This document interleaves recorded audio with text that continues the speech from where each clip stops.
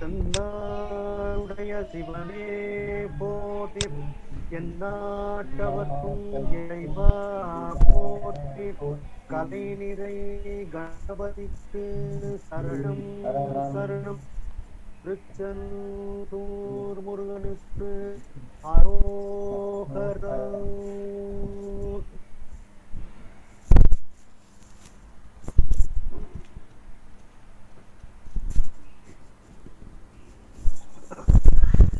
திருவாவூர்தத்தை ஆதீன ஸ்ரீ குமார சன்னியானம் அவர்கள் பொன்னார் திருவடிகளை வணங்கியும், பிரம்மபுராதீனம் ஸ்ரீ குருமார சன்னியானம் அவர்கள் பொன்னார் திருவடிகளை வணங்கியும், நகூர் ஆதீன ஸ்ரீமத் மீனாட்சி சுந்தர தவரான் சுவாமிகள் பொன்னார் திருவடிகளை வணங்கியும், இந்த திருவாசகம் சிந்தனை மற்றும் முற்றுவதல் சிறப்பாக இதை நடத்தி கொண்டிருக்கக்கூடிய அணையார் திரு மீனாட்சி பாலசுப்ரமணியம் அவர்களுக்கும் அவருடைய துணைவனார் அவர்களுக்கும், மேலும் அவர்களுக்கு உறுதுணையாக இருந்து இதை செவ்வனை நடத்தி கொண்டிருக்கக்கூடிய திரு சொக்கலிங்கம் ஐயா அவர்களுக்கும், மதுரை சொக்கநாத பெருமானே இதை நடத்தி கொண்டிருப்பது போல இருக்கிறது.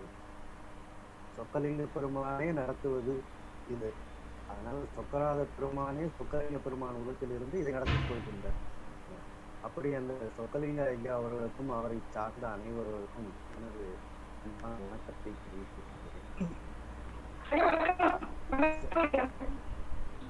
வணக்கம் வணக்கம், அனைவருக்கும் வணக்கம். என்ற சிந்தனையில் திருவாசகத்தில் 2வது பாடல் நேர்பட மனசு வந்த பெருந்துரை பித்தனே என்ற பாடலை பற்றி நான் சிந்தித்தேன்.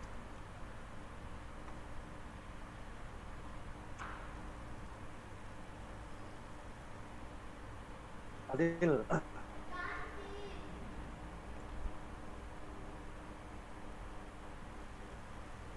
ஆற்றில் மணலை அழிபோர்வதை, மணல் கரையை உயர்த்துவதை கவனிக்கக்கூடிய தண்டாளர்கள் அரசனிடம் சென்று வந்தியாளின் வேலையாக இருக்கக்கூடிய சொக்கநாத பெருமான் ஒரு வேலையும் செய்யவில்லை, அவரை பற்றி அரசனிடம் நாம் சொல்ல வேண்டும் என்று அவர்கள் கேட்கிறார்கள் என்ற அளவில் சிந்தித்தோம். அதனுடைய தொடர்ச்சி இப்பொழுது தொடர்கிறது.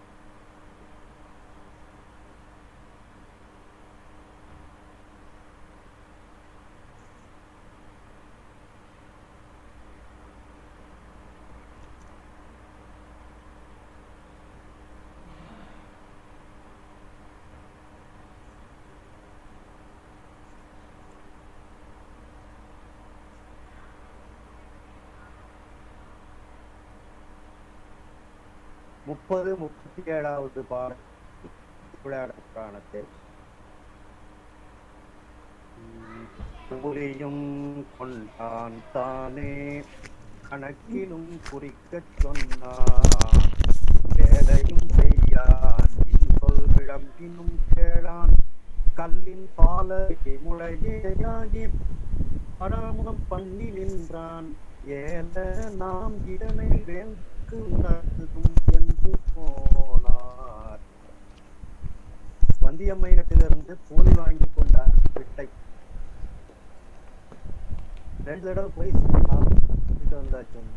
உதிர்ந்த பிட்டு, அதுக்கப்புறம் சூடான பிட்டு, 2 தடவை போய் சாப்பிட்டு வர வந்து, நான் வந்தியம்மையினுடைய ஆள் என்று கணக்கிலும் இந்த லெட்ஜர் வச்சிருக்காங்க ரெக்கார்ட். அந்த ரெக்கார்ட்ல வந்தியம்மனுடைய ஆள் என் கணக்கிலும் குறிக்க சொன்னார். இதான் கணக்கு உடைய திருப்போம். கணக்கிலும் குறிக்க சொன்னார். ஆற்றில வந்து உட்கார்ந்துக்கிட்டு ஒரு வேலையும் செய்யாது இருக்கிறார். அன்பா சொன்னாலும் எப்ப அந்த வேலையை செய்ய முடியும் அப்படின்னு அன்பா சொன்னாலும் கேட்க மாட்டேன் என்கிறார். அப்படியே ஒரு கண்ணுல அடித்த ஒரு முளை போல ஆடாமல் அசையாமல் இருக்கின்றார். நாம் ஆடா சொன்னாலும் அலட்சியப்படுத்தி பராமுகம் செய்து கொண்டு நிற்கின்றார். இதை நாம் அரசிடம் சென்று சொல்ல வேண்டும் அப்படின்னு அவர்களுக்கு நினைக்கின்றார்கள்.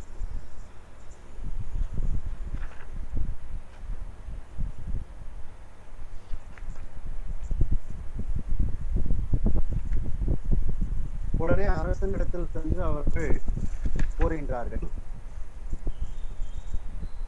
இதற்கு முன்பு இந்த தண்டலாளர்கள் அந்த வந்தியம்மையினுடைய கூலியாளாக வந்த அவரை பற்றி மன்னனிடம் எடுத்துச் சொல்கின்றார். என்ன எடுத்துச் சொல்கிறார்கள் என்றால், இப்படி வந்தியம்மையினுடைய பகுதி மட்டும் அடிபடாமல் இருக்கின்றது. அதற்கு ஒரு கூலியாள் வந்தார். அவருடைய அழகை பார்த்தவுடன், அவருடைய மேனியை பார்த்தவுடன் எங்களுக்கு அடிக்கவும் மனசு வரவில்லை, எங்களுக்கு ஒரு பயமும் ஏற்பட்டது அப்படின்னு அந்த தண்டலாளர்கள் கூறுகிறார்கள். 30-40வது பாட்டு பாருங்க. ஆண்டகை வனப்பை நோக்கி அடிக்கவும் கீழே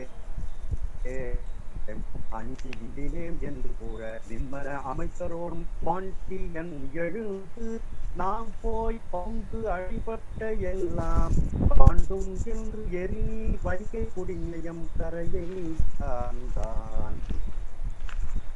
அந்த ஆண்டகை அந்த கூலியாளினுடைய மடப்பை நோக்கியவுடன் இந்த தண்டலாளர்கள் கொஞ்ச நேரம் கூர்ந்து அடிக்க மனசு கூர்ந்து பார்த்த உடனே அவர்களுக்கு அடிக்கிறதுக்கும் மனசு வரலையாம், அவரை பார்த்து பயமும் ஏற்பட்டது என்று அரசனிடத்தில் அவர்கள் கூறுகிறார்கள். உடனே அரசு நான் இப்பொழுது அங்கு கரைகள் அடைபட்ட இடத்தை எல்லாம் சென்று பார்ப்போம் என்று உடனே அரசன் கிளம்புகின்றார். கிளம்பியவுடன் 30-41வது பாட்டுல பாத்தீங்கன்னா அரசன்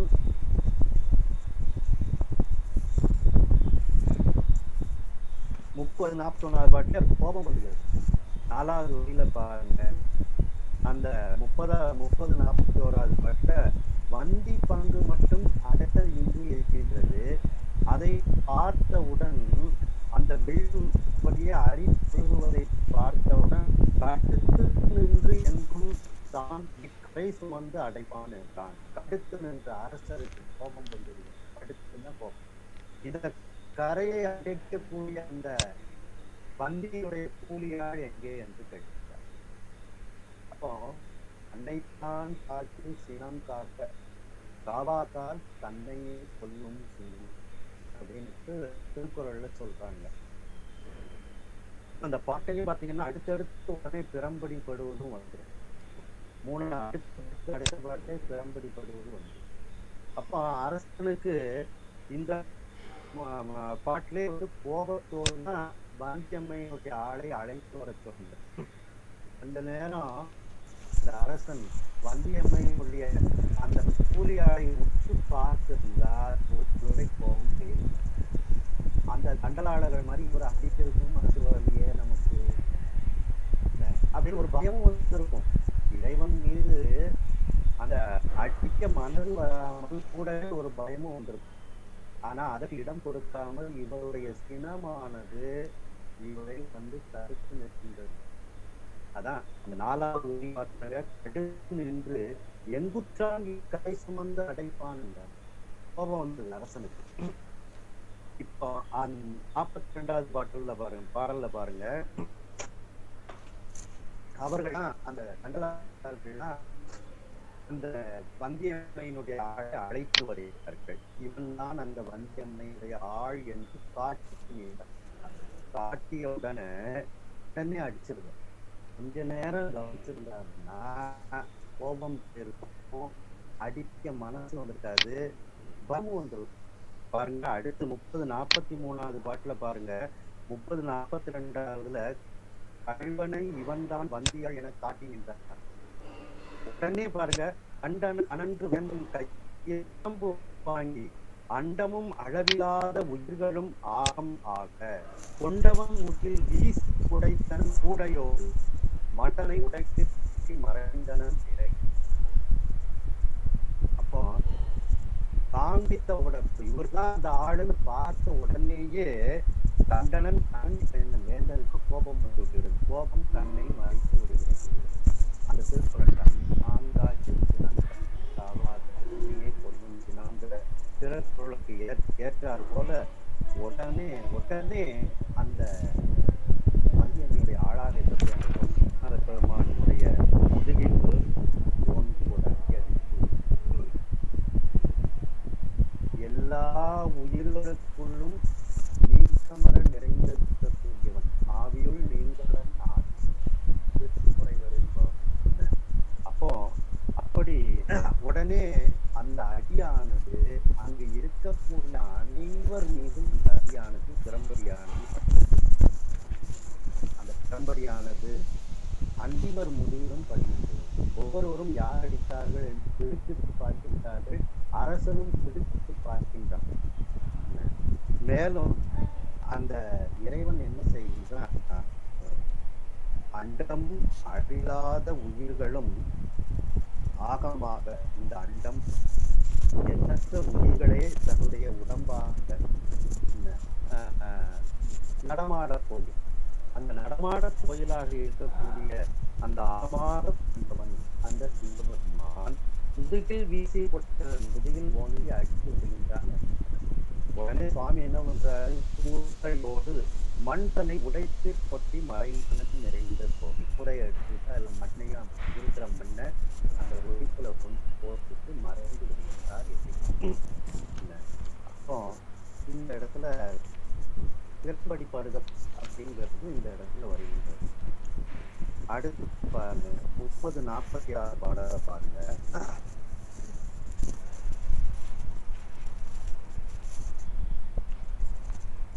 இப்போ வேலையை முடிக்க அந்த உடைப்பட்ட கரையை அடைத்து முடிக்க வேண்டும். அப்பதான் விட்டு நேர்பட்ட மண் சுமந்தவன் கரையை அடைத்தார் என்று 30-48 பாடல்ல இருக்கு பாருங்க. ஏகநாயகன் எவ்வுயிர்களும் தானே என்பதும் அன்பிற்கு எளியனாகிய திறனும் காட்டிடுவான். அடிபட்டு அங்கு ஒரு கூடை மண் கொட்டி வேக நீர் சுருங்க கரையை உயர்த்தி மிகுத்துவுடன் வேலை நீத்து ஒழித்து போகியவாறு கண்டு போர்க்கையர் போய் நகையாட்டி கொள்ளாங்க. அந்த மண்ணை எடுத்து போய் அந்த மண்ணை அந்த உடைப்பட்ட இடத்தை கொட்டி அந்த தண்ணியினுடைய வேக நீர் சுருங்க, அந்த தண்ணியினுடைய வேகமானது சுருங்குமாறு கரையினை உயர்த்தி விடுகின்றார். உயர்த்தி மிகுத்து உடன் வேலை நீத்து ஒழித்து அந்த வேலையை சரியாக செய்து அவர் சென்று விடுகின்றார். அப்போ சாப்பிட்ட அந்த பிட்டு என்கின்ற கூலிக்கு அவர் வேலையை செய்துவிட்டார். ஆனா இன்னும் நிறைய பிட்டு பாக்கி இருக்கு. ஏன்னா அந்த அம்மா என்னைக்கு கடையை ஆரம்பிச்சாங்களோ கடை விரிப்பேன் அப்படின்ட்டு கடை விரித்த நாள் வந்து அப்படியே சுவாமிக்கு சுட பிட்டுகள் அனைத்தையும் நைவேத்தியம் பண்ணியிருந்தாங்க. இந்த கணக்கு தீர்ப்பதற்கு அந்த அம்மாவுக்கு சிவலோகம் கொடுத்தாதான் அந்த அந்த அம்மாட்ட வாங்கி சாப்பிட்ட அந்த பிட்டு நேர்பட வேண்டும் என்றால் அந்த வந்தியம்மையாருக்கு சிவலோகம் கொடுக்கணும். சிவலோகம் கொடுத்தால்தான் அந்த பிட்டு நேர்பட்ட மனுஷன் வந்து அப்போ இப்போ ஒரு அடி பல எல்லாத்துலேயும் வந்து மிகப்பெரிய கணக்குக்கு ஒத்து வரல இருக்குங்களா. ஒரு அடி அடித்தாரு, பல அடியிலும் அடிபட்டது. அப்போ ஒரு அடி ஈக்குவல் டு போடுங்க, அது மேல ஒரு அடி அடிங்க, நாட் ஈக்குவல் டு பல அடி. இதே கணக்கில்லா திருக்கோலம் தான், கணக்கில்லாத திருவிளையாடல். இப்போ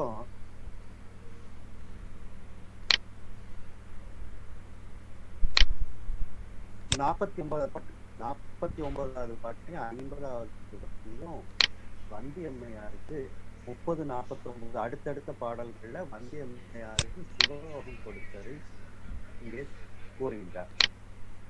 ஒன்று தாழ் மனத்தோவலி செய்ய இன்ன மன்னன் தான் மறுக்க முண்டேயோ முன்பு போகிய வாழ் என் செய்தான் முன்பு போகிய ஆள் என் செய்தான் நான் முடியுமோ நீ என திறங்கி என்புபோல் வெளுத்த குழலினால் கூடல் இறைவனை நோக்கி நின்றீரங்க அன்பு தேனாக அருகிய அமுது செய்து அருளினான் அருளால் கண்ணுதல் கணத்தவர் விசும் கதிர்விடு திப்பிய விமானம் மண்ணிடை இழுச்சி அன்னை வா என்று வல்லை வைத்து அமரர் பூங்களையும் பல்நிறை கீத ஓதையும் வேத பண்பலும் துந்துபி ஐந்தும் விண்ணிடை நிமிரச் சிவன் அருள் அடைந்தோர் மேவிய சிவபுரத்து உயிர்த்தார்.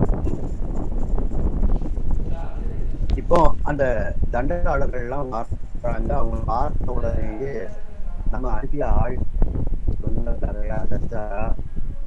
மன்னன் என்ன ஒரு தண்டனை வரப்போகின்றது என்று அந்த அம்மையார் வந்தியம்மையார் பயப்படுகின்றார். அந்த வந்தியம்மையார் எப்படி இருக்கின்றாள்? எலும்புகோ வெளுத்த குழலினார். எலும்பு எப்படி வெள்ள வெள்ளுன்னு இருக்கோ அதுபோல் அந்த அம்மையாரினுடைய கூந்தல் வெளுத்து மிகவும் முக்கியவளாக பூன் விழுந்தவளாக அவள் இருக்கின்றாள். உடனே அவர் அந்த அம்மையார் கூடல் இறைவனை நோக்கிய அந்த சொக்கநாத பெருமானை நோக்கி நின்று வணங்குகின்றார். இப்போ அன்பு தேனாக அறுத்திய சிற்றும் அன்பையே தேனாக கொண்டு அந்த சொக்கநாத பெருமானுக்கு அந்த அம்மையார் அந்த சிற்றுண்டி சிற்றுண்டி அந்த சிற்றுண்டியை கொடுத்தாள்.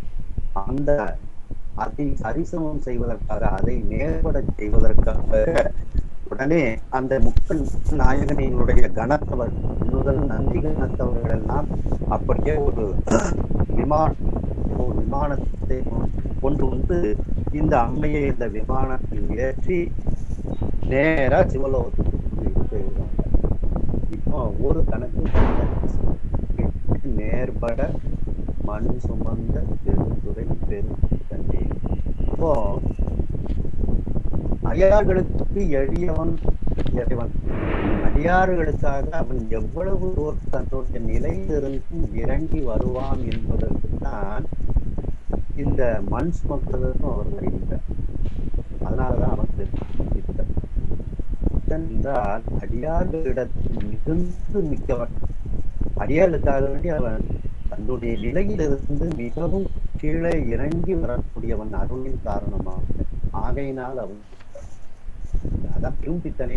இப்போ ஒரு பித்தன்கிறத நம்ம பார்த்தோம். இப்போ இந்த வைகை நதியில வெள்ளம் வந்தது யாருக்காக? மாணிக்கவாசகருக்காக. அதை அந்த கணக்கு எப்படி தீர்க்கப்படுகிறது பார்க்கணும். முன்னணியினுடைய கணக்கு எப்படி தீர்க்கப்படுகிறது என்று பார்த்து சிந்திக்க வேண்டும்.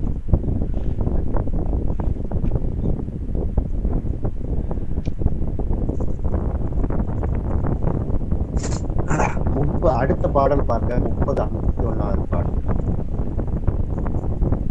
இப்போ எல்லார் மேலையும் பிறந்தப்பட்டது, மன்னன் மீது பிறந்தப்பட்டது. எல்லாரும் என் மேல அடி விழுந்தது, உன் மேல அடி விழுந்ததுன்னு எல்லாரும் சொல்றாங்க. இதையெல்லாம் நினைத்து அந்த சுவாமி மறந்துட்டார். இந்த ஆள் வேலையாலும் மறந்து இதையெல்லாம் சீர்கூட்டி பார்க்கின்றான். இந்த நிருபம் தான் அரசு. நின்றவர் நிகழ்ச்சியும் வரி பாருங்க. நின்றவர் உணர்த்து நிகழ்ச்சியும் பிறர்வால் நிகழ்ச்சியும் நோக்கி மேற்கூறிய அனைவர் மீதும் அடிபட்டதெல்லாம் சீர்கூட்டி பார்க்கிறான். வந்தது இறைவன் என்று அவன் அறிகிறான். வந்தது இறைவன் என்று அவன் ஓரளவுக்கு அவனுக்கு ஒரு நிச்சயம் வருகிறது. 52வது பாட்டு பாருங்க. உள்ளத்து ஆசங்கை பூண்டான் ஆக மண்ணுடை பிற்பொட்டி கள்ளத்தார் ஆகி போனார் ககனத்தாராக சேனை வெள்ளத்தார் கேட்ப மீனவர்க்கு உபகை கொள் வெள்ளம் குளத்தாம் அழைத்து ஆகாயவாணியா கூறல் உற்றார். மனசுக்குள்ள வந்தது சொக்கநாத பெருமான் நீங்க ஒரு எண்ணம் தீவிரமாகிறது. ஆசை உள்ளத்துக்கு ஆசை மண்ணை உடைப்பை கொட்டி கள்ளத்தாராகி போனார். யாருக்கும் தெரியாமல் மறைந்து போயிருந்தார் அந்த சொக்கநாத பெருமான். ஆகாயத்தில் சென்று மறைந்து விட்டார். உடனே இப்படி அவன் சிந்திக்கும் போது அவனுடைய சேனை கூட்டங்கள், அவனுடைய படை கூட்டங்கள் மற்றும் அங்கு இருக்கக்கூடியவர் அனைவர் காதிலும் கேட்குமாறு சுவாமி ஆகாயவாணியாக ஆகாயத்திலிருந்து ஒரு ஒரு சப்தத்தை, ஒரு விளக்கத்தை கொடுக்கின்றார் சுவாமி. ஆகாயவாணியில அசரீரியாக சுவாமி உரைக்கின்றார். அதுவும் அந்த வார்த்தைகளை கேட்கும் போது மனதுக்கு சந்தோஷம் ஏற்படுகிறது. பிறரும் கேட்க மீனவருக்கு உவகை வெள்ளம் கொள்ளத்தான் அழைக்குது. அந்த பாண்டியம்மனை நான் சொல்வதை ஆகாயவாணி ஆகாயத்தில் ஒரு வந்தது. சுவாமி ஆகாயத்திலிருந்து ஒருவருக்கும் புரியாமல் அசரீரியாக இருந்து பாண்டியம்மனை அழைத்து இப்பொழுது கூற ஆரம்பித்தார். ஆறு கடந்து செங்கோவழுதி பொருள்கள் எல்லாம் அறத்தாற்றின் ஈட்டப்பட்ட அணையவை புனித மனத்திரத்தாலே நமக்கும் நம்மை சேர்ந்தவர் தமக்கும் ஆர்வமுறத்தில் வாதவூரன் உதவினான் ஆதலாலே. செங்கோல் செத்தி அரசாட்சி செய்து வரக்கூடிய பாண்டிய மன்னனே, உன்னுடைய பொருட்கள் எல்லாம் அறத்தின் பயப்பட்டு அறத்தை பற்றி கொண்டு ஈட்டப்பட்ட பொருள்கள். அவைகள் எல்லாம் அந்த புனிதமான பொருட்களை எல்லாம் அந்த கஜாவானிலிருந்து எடுத்துக்கொண்டு வந்த மாணிக்க வாசகர் நமக்கும் கோவில் கட்ட இருப்பதையும் கொடுத்தார். நம்மை சேர்ந்தவர்களுக்கும் என்னோடு இருக்கக்கூடியவர்களுக்கும் அதை செலவழித்தார். ஆர்வம் புற காவில் வாரூரன் உதவினான் ஆதலாலே. ஆர்வம் புற மீது அன்பின் காரணமாக அந்த மாணிக்க வாசகர் அதையெல்லாம் உதவினான் செலவழித்தார் சொன்னார். உதவுதல்னா கொடுத்தல் என்று அர்த்தம். நல்ல இந்த பார்ப்புரையோட பார்க்கணும். வாதவூரன் உதவினான் ஆதலாலே. வாதவூரன் செலவழித்தான் என்று சொல்லவில்லை. செலவழிச்சா மாணிக்கவாசகர் தான் ரூபா உதவும். இப்போ என்னிடத்தில் அவன் கொடுத்தான், உதவினான்னா கொடுத்து உதவுதல் அப்படின்னு என்னிடத்தில் அது இருக்கின்றது. அதுக்கு கணக்கு நான் இருப்பேன். கொடுத்த பணம் மாணிக்கவாசகரிடத்தில் இல்லை, என்னிடத்தில் அவன் கொடுத்து உடல் என்னிடத்தில் அந்த பணம் இருக்கின்றது. அந்த கணக்கு நான் தான் அதற்குரிய ஒரு பராபரனை நான் தான் இது மறைந்திருக்கின்றது. என்ன கொடுத்து உதவினாலே. செலவழித்தல் என்பது வேறு, உதவுதல் என்பது அணையனை மறுத்தம் செய்தாய் அரும்பினை புலவு தீவாய் வனநரி திரளை வாம்பியாக்கி தந்தேன் கணையுள் கண்டில் கங்குல் போதில் கழிந்தன பின்னும் தண்ட வினையர்பால் விடுத்து துன்பம் விளைத்தனை அது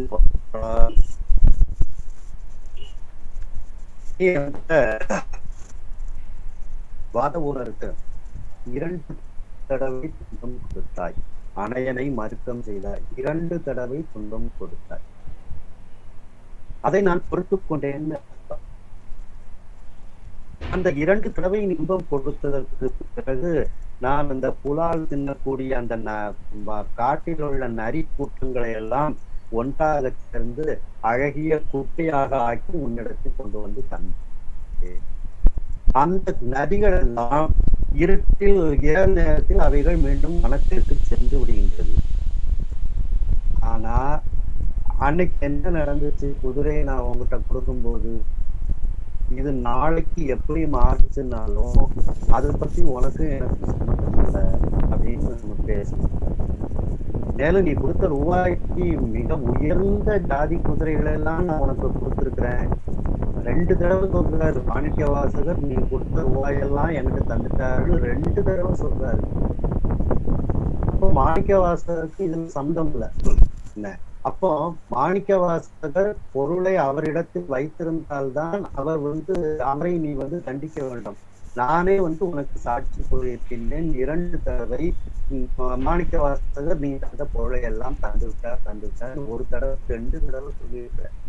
ஆனா நீ 3வது தடவையும் தண்டனை கொடுத்தாய் அல்லவா? அதைத்தான் என்னால் பொறுக்க முடியவில்லை. கணக்கு வழக்கு முடிந்ததற்கு அப்புறம் நீ தண்டனை கொடுத்திருக்க வேண்டும் என்றால் அந்த குதிரை வீரன் என்று என்னை தேடி எனக்கு தண்டனை கொடுத்திருக்க வேண்டும். நான் நீயே உன்னுடைய வாக்கினால் மாணிக்கவாசகர் துப்புரவு உடையவன் என்று நீ கூறினாய். எல்லோர் முன்னிலையிலும் மாணிக்கவாசகர் இவரை போன்ற முதலமைச்சர் எனக்கு கிடையாது, மிகவும் உயர்ந்தவர், உத்தமமானவர், துப்புரவு உடையவர், தூய்மையானவர் என்று கூறிவிட்டு 3வது தடவை நீ அவருக்கு தண்டனை கொடுத்தாய் அல்லவா?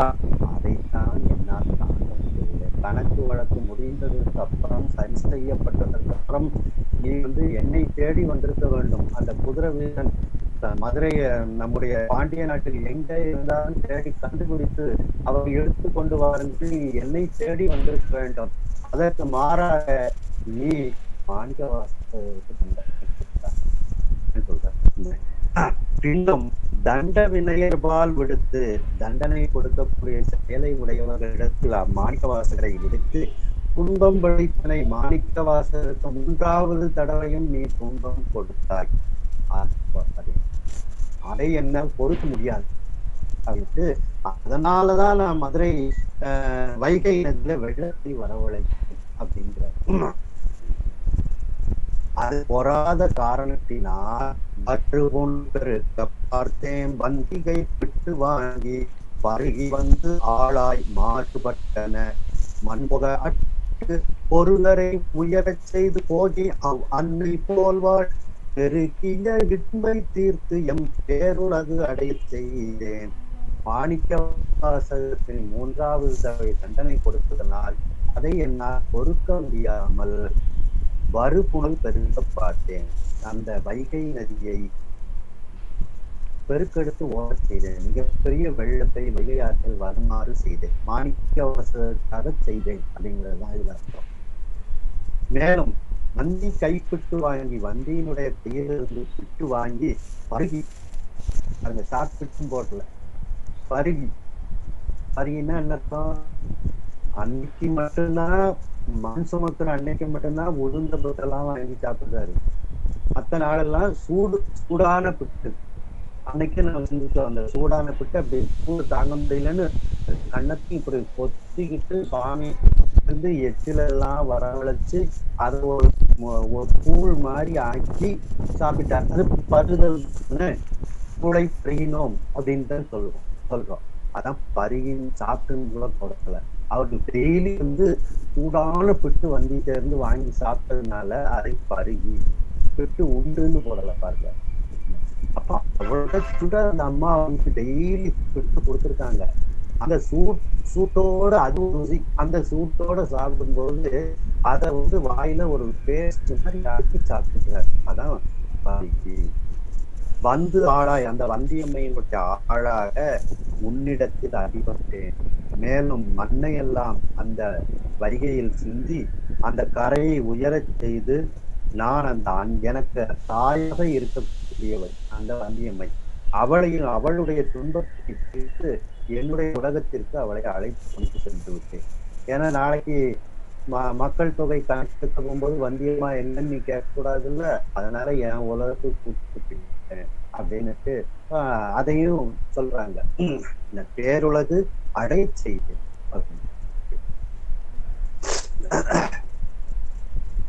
இத்தனையெல்லாம் செய்தது இவன் பொறுத்து. இதுதான் நம்ம எடுத்த கவனிக்க வேண்டிய ஒரு பாடம். இந்த வேற வித்தகன் தன்மையும் அறிந்திலை வேட்கை எம்பால் வைத்து உனக்கு இம்மையோடும் அருமையும் தேடி தந்த உத்தமன் தொடி சந்தாதி புறப்பற்றும் ஒளிந்த நீரான். மாணிக்கவாசகரை பற்றி எடுத்து போயிட்டார். இவ்வளவு நான் செஞ்சது யாருக்காக வேண்டி தெரியுமா? மாணிக்கவாசகருக்காக வேண்டாம். இந்த வைகையில நான் வெள்ளத்தையே உணவளித்தேன். இத்தனையெல்லாம் செய்தது இவன் பொருட்டு, இந்த மாணிக்கவாசக பெருமானுடைய பெருமானுக்காக வேண்டித்தான் நான் இந்த வைகையில் வெள்ளத்தை வளர்ச்சி. அப்போ பிட்டு நேர்பட மண் சுமந்தது இப்போ வாரியம்மாவுக்கா மாணிக்கவாசகருக்கான்னு நமக்கு தெரியல. அப்போ பிட்டு என்பது இங்கே வந்தியம்மாவின் கணக்கில் சாப்பிடக்கூடிய உணவு. மாணிக்கவாசகருடைய கணக்குல அவர் இதுவரை சுவாமிய பாடின பாட்டு தான் பிட்டு. என்ன, செவிக்கு உணவு இல்லாத போது சிறிது வயிற்றும் ஈயப்படும் அப்படின்னு சொல்றாங்க பார்த்தீங்களா. அப்போ அந்த அம்மா வாய்க்கு உணவு கொடுத்தாங்க. நீங்க இதை பிட்டுன்னு மட்டும் பார்க்கக்கூடாது. வந்தியம்மா வாய்க்கு பிட்டு கொடுத்தாங்க, மாணிக்கவாசகர் செவிக்கு பிட்டு கொடுத்தாங்க, செவிக்கு உணவு கொடுத்தார்.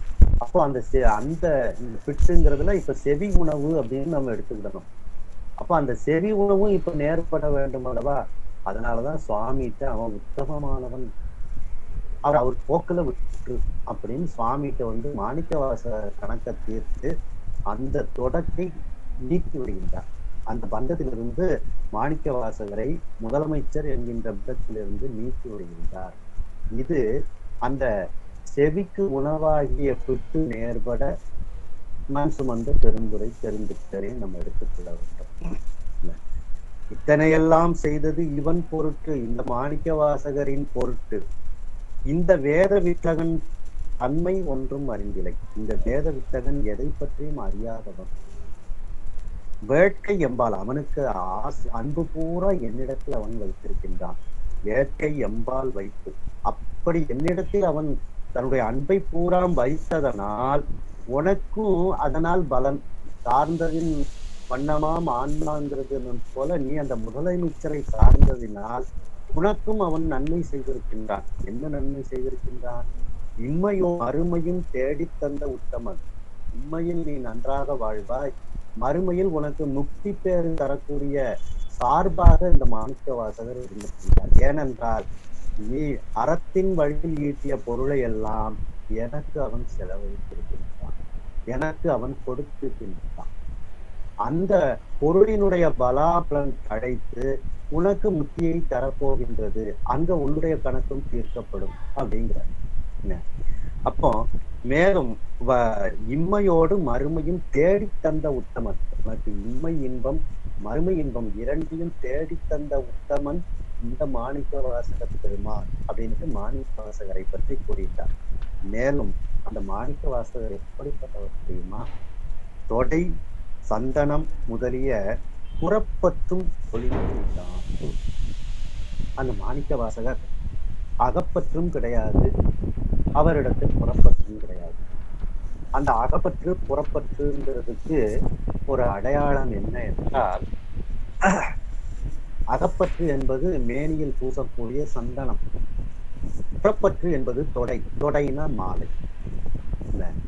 அப்போ அதைத்தான் அந்த அடையாளமாக இதில் கூறுகின்றார். தொடைனா புறப்பற்று, சந்தனம்னா அகப்பற்று. இந்த இரண்டும் நீங்கிய உடையவன் மாணிக்கவாசக பெருமான். இப்படிப்பட்ட தன்மை உடையவர் என்று தெரியுமா? அகப்பற்றும் புறப்பற்றும் இல்லாதவர்.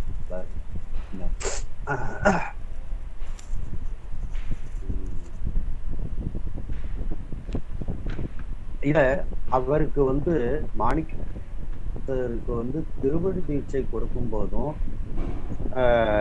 அதாவது 2756வது பாட்டுல இந்த ரெண்டையும் சொல்றாங்க.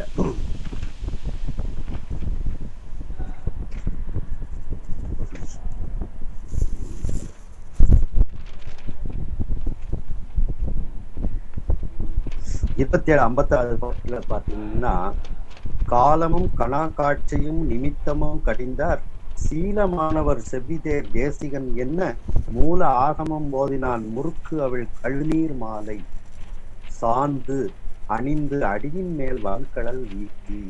எப்படிப்பட்ட திருவடி!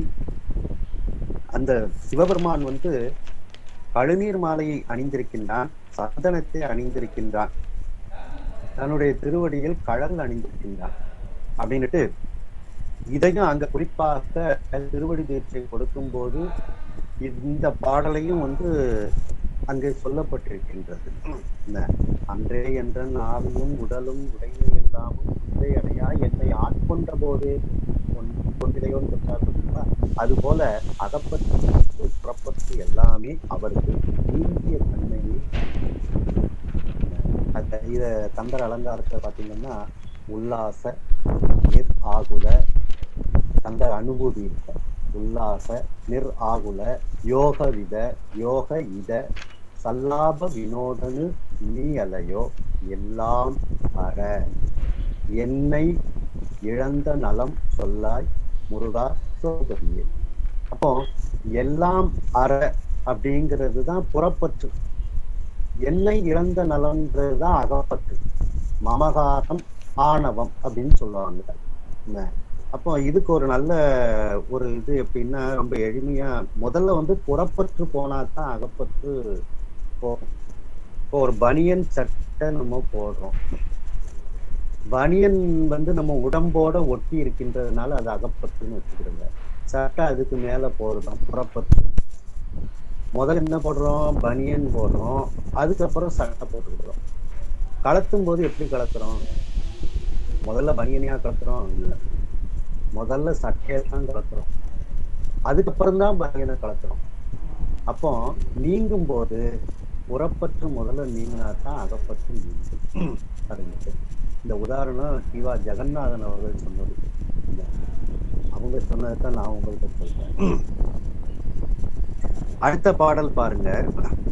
நிறையுடை இவனை இவ்வழியினால் நிறுத்தி ஆன்ற மறை வழி நின்று நீதி மன்னவர்க்கு அளந்த வாழ்நாள் குறைபடாதான செல்வ வாரியுள் குளித்து வாழ்கென்று இறையவன் மொழிந்த மாற்றம் இரு செவி நிரப்பத்தன்னன். இவ்வாறு நிறைவுடைய அந்த மாணிக்க வாசகர் அவருடைய இச்சை வழியினால் நிறுத்தி, அவர் என்ன விருப்பப்படுகின்றாரோ அது போல நீ போக விடு அப்படின்னு பந்தத்தை இங்கே முதலமைச்சர் பந்தத்திலிருந்து நீக்கின்றார், தொடக்கு அறிக்கின்றார். என்ன இது மாணிக்க வாசகரினுடைய அந்த செவி உணவு, செவிக்கு உரிய அந்த உணவாகிய பிட்டு பாடல்கள், அந்த இனிமையான தேன் பொருந்திய பாடல்கள், அந்த பாடல்களை கேட்ட அந்த விட்டு நேர்படுவதற்காக அவரை இந்த தொடக்கிலிருந்து நீக்குகின்றார். இறையுடை இவனை, இது ஒரு விட்டு நேர்பட அப்படிங்கிறது இது மாணிக்க வாசகருக்கு. நிறையுடை இவனை இச்சை வழியினால் நிறுத்தி, அப்ப நிறைமை பொருந்திய குறைவிலா நிறைவாக இருக்கக்கூடிய அந்த மாணிக்க வாசகரை அவருடைய இச்சை வழிப்படி நீ அனுப்பிவிடு, நிறுத்தி அதை அது போல நிறுத்திக்கொள். மேலும் நீ என்ன செய்ய வேண்டும் என்றால் ஆன்ற மறைவழி நின்று, நீ வேத வழிப்படி நின்று நீதி மன்னவர்க்கு அளந்த வாழ்நாள், நீதியோடு வாழ்வாயாக, உனக்கு என்று குறிப்பிட்ட அந்த வாழ்நாள் வரைக்கும் வாழ்ந்து அந்த வாழ்நாளில் குறைபடாதான செல்வ வாரியுள், நீ குறைபடாத அந்த செல்வங்களை எல்லாம் செல்வ கடலில் நீ குளித்து வாழ்க என்று இறையவன் மொழிந்த மாற்றம் இருசெவி நிரப்பத்தன. அப்படி இறையவன் ஆகாய வாணியாக இருந்து அந்த அரசனுக்கு கூறுகின்றார். அந்த வார்த்தைகள் இரு செவியிலும் அந்த தென்னஞ்செவியில் அந்த பாண்டிய மன்னனுடைய அரிமர்த்தன பாண்டியனுடைய செவியில் இறங்கி. இப்போ 2வது கணக்கு, செவிக்கு உணவாகிய அந்த மாணிக்க வாசகரினுடைய பாடல்களை கேட்டதனால் மாணிக்க வாசகரை அவருடைய போக்குல விட்டு அப்படின்னு சுவாமிகிட்ட அந்த மன்னன்கிட்ட சொல்லி சுவாமி அந்த ஒரு தொடக்கினை விலக்கி விடுகிறார். தொடக்கிலிருந்து தன்னையே நினைக்கக்கூடிய ஒரு நினைவுக்கு அவரை அனுப்பி விடுகின்றார். இது அவருடைய கணக்கு இங்கே தெரிகின்றது. அடுத்து பாருங்க 3067வது பாட்டு பாருங்க. இப்போ அரசன் உடனே மாணிக்கவாசகர் எங்க இருக்கிறாங்க அப்படின்னுட்டு தேடி போறான். மாணிக்கவாசகர் இருக்கக்கூடிய இடம் கோயில்ல இருக்கிற, கோயில்ல போய் அந்தால அவரை பார்த்து இப்போ 3067வது பாடல் பாருங்க. அன்னருள் ஆன ஞான தபனியமாகும் தில்லை பொன்னகர் இடத்தில் என்னை போகன பணித்தான் நீரும் அன்னதற்கு இசைதிரால் இசைதிர் ஆகென்று ஆலவாய் அடிகள் நம்மை பன்னரும் துதியால் ஏற்றி விடை கொடு பணிந்து போவார். அரசன் நீ இங்கே இருங்க அப்படின்ட்டு என்னுடைய தவறையெல்லாம் மன்னிச்சுங்கலாம் எவ்வளவோ எடுத்து சொல்லலாம். மாணிக்கவாசர் என்ன சொல்றாங்க, இந்த தில்லைக்கு வான்னு என்னைய சுவாமி சொல்லியிருக்கிறாங்க, அதனால நான் தில்லைக்கு போயாகணும், அதனால நீ எனக்கு விடை கொடுத்து அனுப்புவாயாக அப்படின்னுட்டு மன்னனிடத்தில் விடைபெற்று கொண்டு அந்த ஆலவாய் அடிகள் நம்மை ஆலவாயில் இருக்கக்கூடிய சொப்பலிங்க பெருமானிடத்திலும் விடைபெற்று கொண்டு பலவிதமாக துதித்து கொண்டு அந்த மன்னனிடத்தில் விடைபெற்று கொண்டு மாணிக்கவாசகர் அங்கிருந்து கிளம்பிவிட்டார். 68வது பாட்டு, அடுத்த பாட்டு பாருங்க. தன் தொடக்கு அறுத்த நாதன் தாழ் தொடக்கு உண்டு போவார் பின் தொடர்ந்து அரசன் செல்ல பெருந்தவர் நின்மின் எந்தனர் செல்லவும் கூப்பிடு எல்லை சென்று அணியினாய் சென்று அட்வணிந்து தென்னன் விடை கொண்டு திரும்பினானே. தன் தொடக்கு அறுத்த நாதன், முதலமைச்சர் என்கின்ற பதவியிலிருந்து தன்னுடைய தொடர்பை அறுத்த நாதன், இதுதான் மாணிக்கவாசகருக்கு சுவாமி கொடுத்த அந்த ஒரு பரிசு. சுவாமியினுடைய அந்த மாணிக்கவாசகர் செய்த அந்த ஸ்திரீ உணவிற்கு சுவாமி கொடுத்த பரிசு இந்த முதலமைச்சர் என்கின்ற பதவியிலிருந்து தொடக்கை அறுக்கிறார். உடனே இந்த இப்போ தன் தொடக்கு அறுத்த நாதன் தாழ் தொடக்கு உண்டு. இப்ப அந்த முதலமைச்சர் தொடக்கிலிருந்து நீங்கியவர் இப்பொழுது யாருடைய தொடக்கை பற்றி செல்கின்றார்? நாதன் தாழ் தொடக்கு, சிவபெருமானியுடைய திருவடியை தொடர்ந்து அவர் இப்பொழுது செல்ல ஆரம்பித்தார். இது மாணிக்கவாசகருக்கு கிடைத்த பரிசு. பண் சுமந்த பாடல் பரிசு படைத்தருளும். அப்ப பண் சுமந்த பாடல்களுக்கு பரிசு கொடுக்க வேண்டும் அல்லவா? அந்த பரிசு தான் இது. பண் சுமந்த பாடல் பரிசு படைத்தருளும் பெண் சுமந்த பாகத்தன் பெம்பான் பெருந்துரையான் விண் சுமந்த கீர்த்தி வியன் மண்டலத்தில் ஈசன் கண் சுமந்த நெற்றி கடவுள் கலி மதுரை மண் சுமந்து கூடி கொண்டு அப்போவால் முத்தூண்டு புன் சுமந்த பொன்மேனி பாடுகிறான் அம்மானாய் என்று அந்த பண் சுமந்த பாடலுக்கு என்ன பரிசுத்தார் என்றால் இதுதான். அந்த முதலமைச்சர் என்கின்ற தொடக்கிலிருந்து நீக்கி தன்னுடைய திருவடியை தொடர்ந்து செல்லுமாறு நீக்கித்ததுதான் மாணிக்கவாசகருக்கு கொடுத்த பரிசு.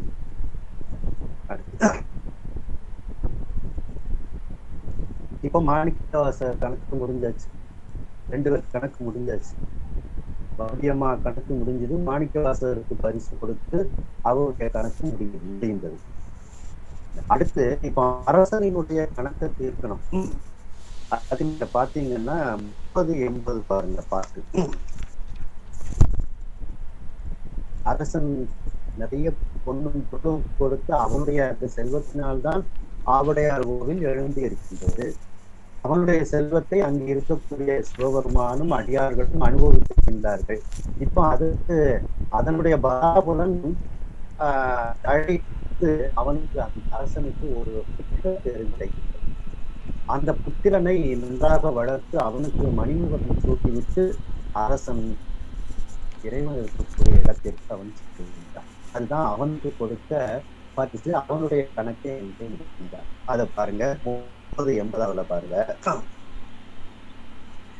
முன்பு பெருந்துரையார்க்கும் அடியார்க்கும் அறம் தெரிந்த முறையா ஈட்டும் தன் பொருள் போய் உடன் பலவாய் தழைத்து வருபனே போல் தலை உவாவின் நன் பணிகா மதிகண்ட உவன் என பல செல்வம் நாளும் போங்க இன்புருவான் அகநாதன் என்னும் அகப்பற்று இன்பத்து ஆழ்ந்தான். முன்பு பெருந்துரையாருக்கு, முன்பு அந்த ஆவுடையார் கோவிலில் இருக்கக்கூடிய இறைவனுக்கு பெருந்துரையாருக்கும் அடியாருக்கும் அவனுடைய அடியாருக்கும் அந்த குருநாதராக வந்து அருகே அவனுடைய அடியாருக்கும் அறம் தெரிந்து முறையால் ஈட்டும் தன் பொருள் போய் அறத்தின் காரணமாக அறத்தோடு கூடி அதை சம்பாதித்திருக்கின்றார். அந்த முறைப்படி ஈட்டிய அந்த அவனுடைய பொருள் போய் அரசனுடைய பொருள் போய் பலவாய் தழைத்து அந்த பலாபலன் அப்படியே பெருகுகிறது, தழைத்து பெருகுகிறது.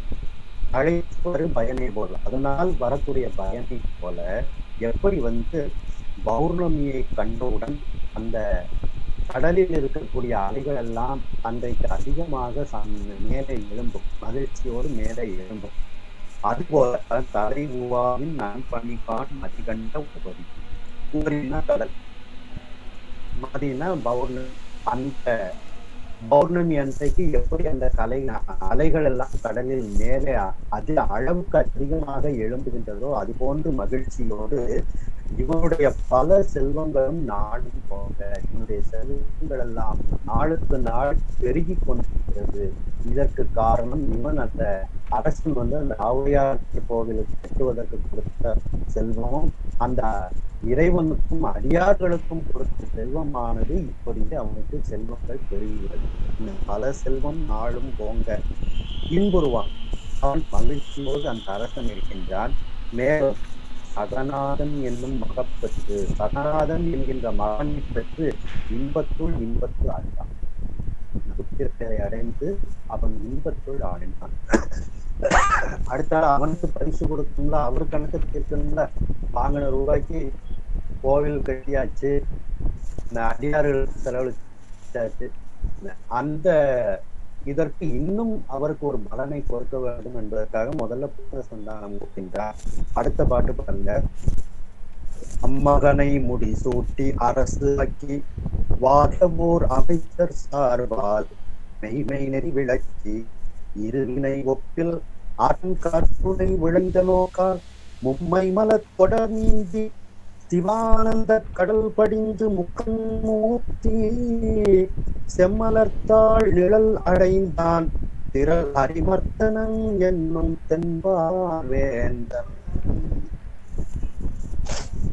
மகனையும் முறைப்படி வளர்த்து அந்த மகனுக்கு இந்த சகநாதன் என்கின்ற தன்னுடைய மகனுக்கு முடிசூட்டி அரசனாக்கி அந்த வாதவூர் அமைச்சர் சார்பால் சார்ந்ததின் மன்னனா ஆழ்வான், சார்ந்தவர்க்கு இன்பங்கள் அழைக்கும் மன்னன் நேர்ந்தவன் அப்படின்னு சொல்றோம் பார்த்தீங்களா.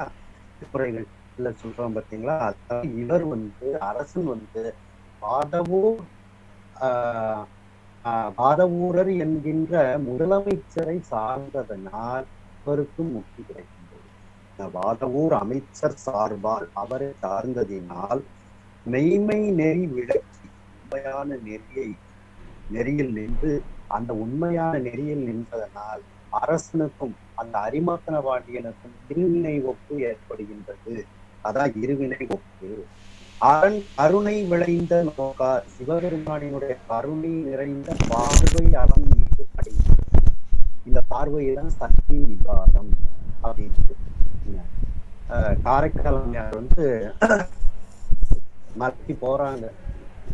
மலைக்கு போகும்போது முதல்ல அம்மையாரினுடைய பார்வை காரைக்கால் அம்மையார் மீது படுகின்றது. அதுதான் சக்தி விவாதம். காரைக்கால் அம்மையார் புராணத்துல பாத்தீங்கன்னா பெரிய புராணத்துக்கு தலையினால் நடந்து சென்று சங்கரன் இருந்த வள்ளி மலையின் மேல் ஏறும்போது மகிழ்ச்சியால் அன்பு கொண்ட கதை இளம் திங்கள் கண்ணி கண்ணுதல் ஒரு பாதத்து சிலை முதல் இமயவல்லி திருக்கண் நோக்கு உட்பது அன்று. அந்த இமயவல்லியினுடைய பார்வை காரைக்கால் அம்மையார் மீது விழுந்தது. அப்படி அந்த பார்வை காரைக்கால் அம்மையார் மீது விழுந்ததனால்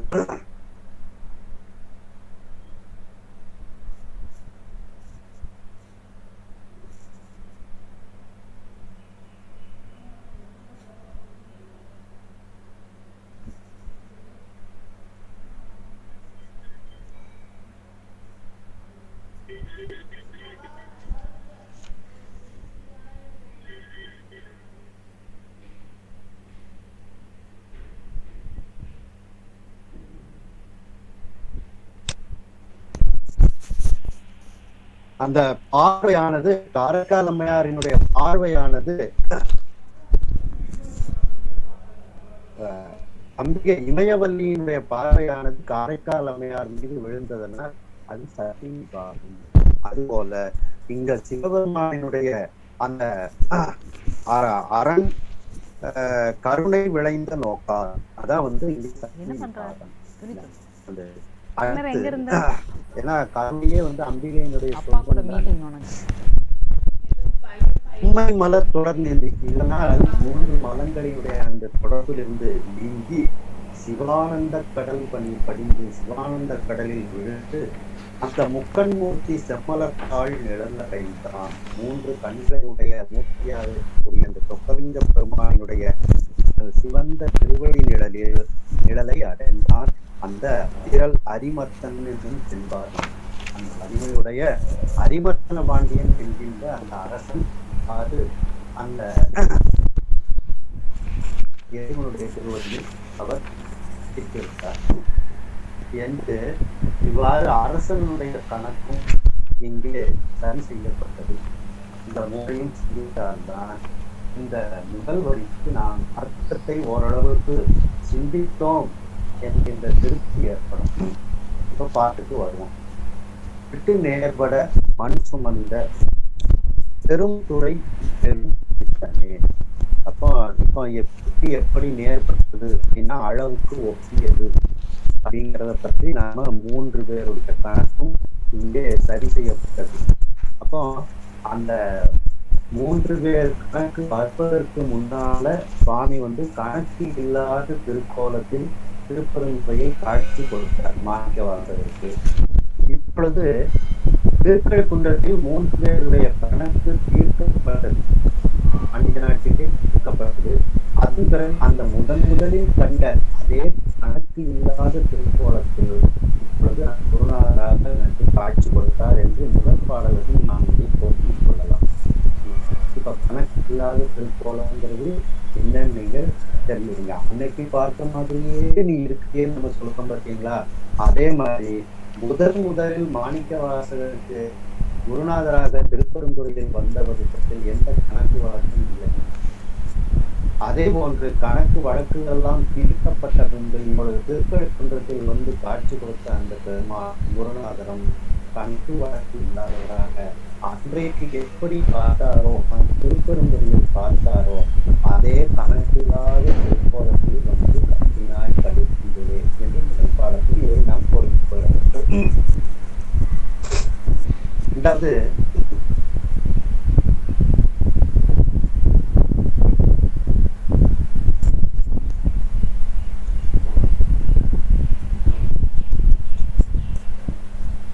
பேரின்பத்தை சிற்றின்பத்தோடு ஏன் ஒப்பிட்டு பேசினார்கள் என்று கூறினார்.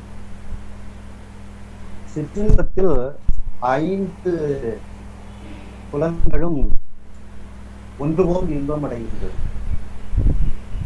அதுபோல் இப்பொழுது சொக்கநாதனுக்கும் இந்த 5 புலன்களும் இங்கே எப்படி இன்பம் அடைந்தது அப்படின்னு நம்ம பார்க்கணும். பிட்டு அப்படிங்கிறத கண்ணால பாக்குறாரு. அந்த பிட்டுங்கிறத கண்ணால இது நமக்கு சாப்பாடுன்னு ஒரு நல்ல ஆறா பிட்டு நமக்கு தட்டுல வச்ச உடனேயே நமக்கு கண்ணெல்லாம் அப்படி ஒரு சந்தோஷம், கண்கள் இன்பம் அடைந்தது. பிட்டை பார்த்த உடனேயே கண்கள் இன்பம் அடைந்தது ஒன்று. ரெண்டாவது, அந்த பிட்டுல வந்து தேங்காய் நெய்யெல்லாம் சேர்ப்பாங்க. அது கொஞ்சம் கீழே ரொம்ப உதிராம இருப்பதற்கு நெய் சேர்த்து அந்த பிட்டை செய்வார்கள்.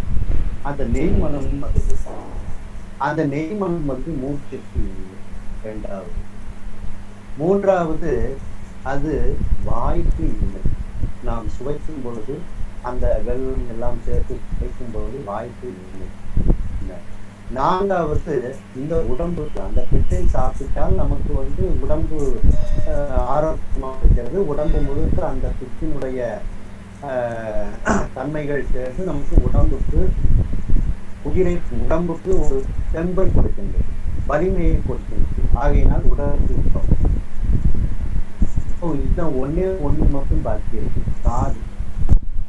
இப்ப காதுக்கு இன்பம் என்பது இல்லை. அப்ப இந்த இடத்துல காது எப்படி இன்பம் அடைந்ததுன்னு நம்ம சிந்தித்து பார்த்தோம் என்றால், இந்த விட்டுக்கள் எல்லாம் மாணிக்க வாசகருக்காண்டி வந்திருக்கான். வெள்ளம் வரலன்னா, வைகை நதியில வெள்ளம் வரலன்னா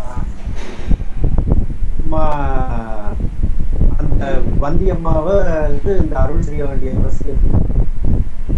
அப்போ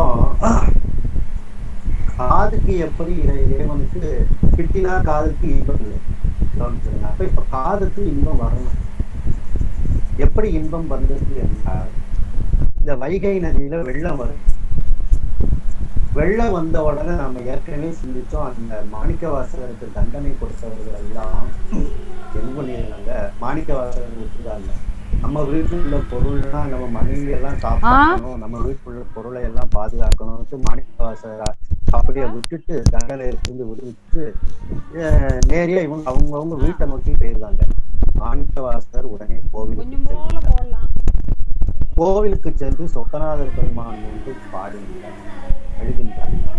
இப்போ என்னுடைய துன்பத்தை தீர்க்க மாட்டாயான்னு கடைசி ஒரு வரியில தான் வச்சு பாட முடியும். 4 வரியிலையுமா என்னுடைய துன்பத்தை தீர்ன்னு பாட முடியும். அப்ப மீதி இருக்கக்கூடிய 3 வரிகளில் என்ன வைத்து பாடுவோம்? இறைவனுடைய பெருமைகளை வைத்து பாடி, இப்படிப்பட்ட பெருமை உடையவனே நீ என்னுடைய துன்பத்தை தீர்க்க வேண்டாமான்னு தான் சொல்லுவோம். இந்த சடையா என்மாள் பதியத்துல பாருங்க, சடையா என்மாள், தரணி என்மாள், விடையா என்மாள், வெறுவா விழுமாள் அப்படின்னு சுவாமியை பத்தி இந்த பெண் இப்படியெல்லாம் கூறுகின்றாள் என்றுதான் சொல்லப்படுகிறது. கடைசியில தான் என்ன சொல்றாரு 4வது வரியில, உடையாய் தகுமோ இவள்வு. அப்போ கடைசி வரி என்னுடைய துன்பத்தை நீக்க மாட்டாயான்னு வச்சு முடிச்சிருக்காருன்னு சொல்லுங்க. மீதி எல்லா வரிகளும் பெருமைகளை பற்றி சொல்லப்பட்டிருக்கோம். எனக்கு திருவடி தீட்சை எல்லாம் தந்ததுக்கு அப்புறம் நீ எப்படியெல்லாம் திருவடி தீட்சை தந்த, என்னுடைய அந்த கழுநீர் மாலை அணிந்து, அந்த சந்தனத்தை அணிந்து, உன்னுடைய கால்களில் சதங்கைகளை எல்லாம் அணிந்து எனக்கு காட்சி கொடுத்தாயே, இதற்கப்புறம் எனக்கு இந்த துன்பம் வேண்டுமானு முதல்ல புகழ்ந்திருப்ப. அந்த புகழ்ச்சி எல்லாம் சுவாமி வந்து கேட்கிறார். இந்த மண்ணு சுமக்கும் போது அவரு பாடிக்கிட்டே இருக்கிறாரு கோயில்ல. அப்ப அதுதான் உணவு. அப்ப அந்த இடத்தில் சொக்கநாத பெருமானுடைய மாணிக்க வாசகர் பாடிய அந்த சொக்கநாத கோவிலுக்கு பாடிய பாடல், அந்த வள்ளியம்மையினுடைய ஆளாக வந்த சொக்கநாத பெருமானுடைய காதில் செவிக்கு உணவாக அவருடைய செவியை இழப்பு. அப்ப இப்ப 5 புலன்களும் இங்கே இன்பத்தை அடைகின்றது. 8 நாள் 4 அந்த மாணிக்க வாசகர் அந்த நேரத்தில் சுவாமி மனுஷன் கூட்ட நேரத்தில் ஆலயத்தில் இருந்தார். அதுக்கு நாம் சிந்திப்போம். அவங்க தண்டலாளர்கள்லாம் பேருந்தது, இவர் நிறைய ஆலயத்துக்கு போறாங்க. ஆலயத்துல இருந்து சுவாமி நோக்கி அழுது விண்ணப்பம் பண்ணுகிறார்கள். அந்த விண்ணப்பம் அந்த வந்தியினுடைய ஆளாக வந்த அந்த இறைவனுடைய காதுகளில் கொடுத்து அதுபடி 5 புலன்களும் இன்பம் அடைந்தது.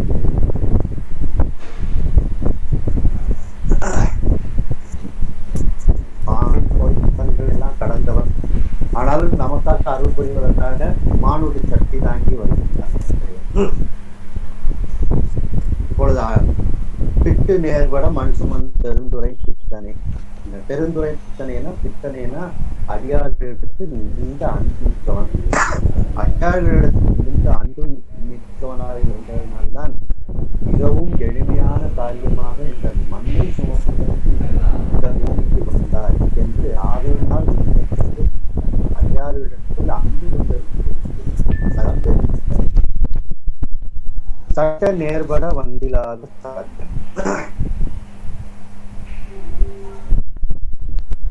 செம்மையாக உன்னோடு தலை கூட புள்ளி நோக்கி வராது இருந்த பொய்மையை உடையவனாக நான் உன்னை சார்ந்திலே, உன்னை சாராமல் இருக்கின்றேன்.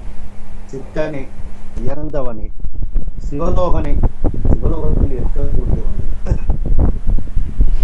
சிறுநாயினும் கடையாய கட்டனே. சிறுநாயை விட ஆக கட்டவனாக கடையவனேனை கருணையினால் கலந்து ஆண்டு கொண்ட விடையவனே, அல்லா புல்லறிவு கடைப்பட்ட நாயே. அப்படி அந்த நாயை விட கடையாய ஒரு கஷ்டத்தை உடைய என்னையும் கொள்ளும் பொருட்டு நீ வந்து கைலாயத்திலிருந்து இங்கு வந்து காட்டினார். அந்த பழைய குருநாதராக என் முன் வந்து என்னுடைய குருநாதராக நீ வந்து காட்டினாய், கழுத்திலே உன்னை நான் கண்டேன் அப்படிங்கிறது பொதுவான அர்த்தம். இப்ப சில இடங்களுக்கு சில வார்த்தைகளுக்கு அர்த்தம் எடுக்கிறதுக்கு அவங்க எவ்வளவு பாடுபட்டுருக்காங்க அப்படிங்கிறது நாம சிந்திக்கிறோம். இப்ப அந்த சட்ட அப்படிங்கிறதுக்கு சட்டம் அப்படின்ட்டு லா அப்படின்னு ஒரு அர்த்தம். அதுக்கப்புறம் உடம்பு, நம்முடைய உடம்புடைய சட்டம், மானுட சட்டம் தாங்கி உடம்பு. விரைவாக அப்படின்னு ஒரு அர்த்தம். அடுத்து வந்து என்னன்னு பாத்தீங்கன்னா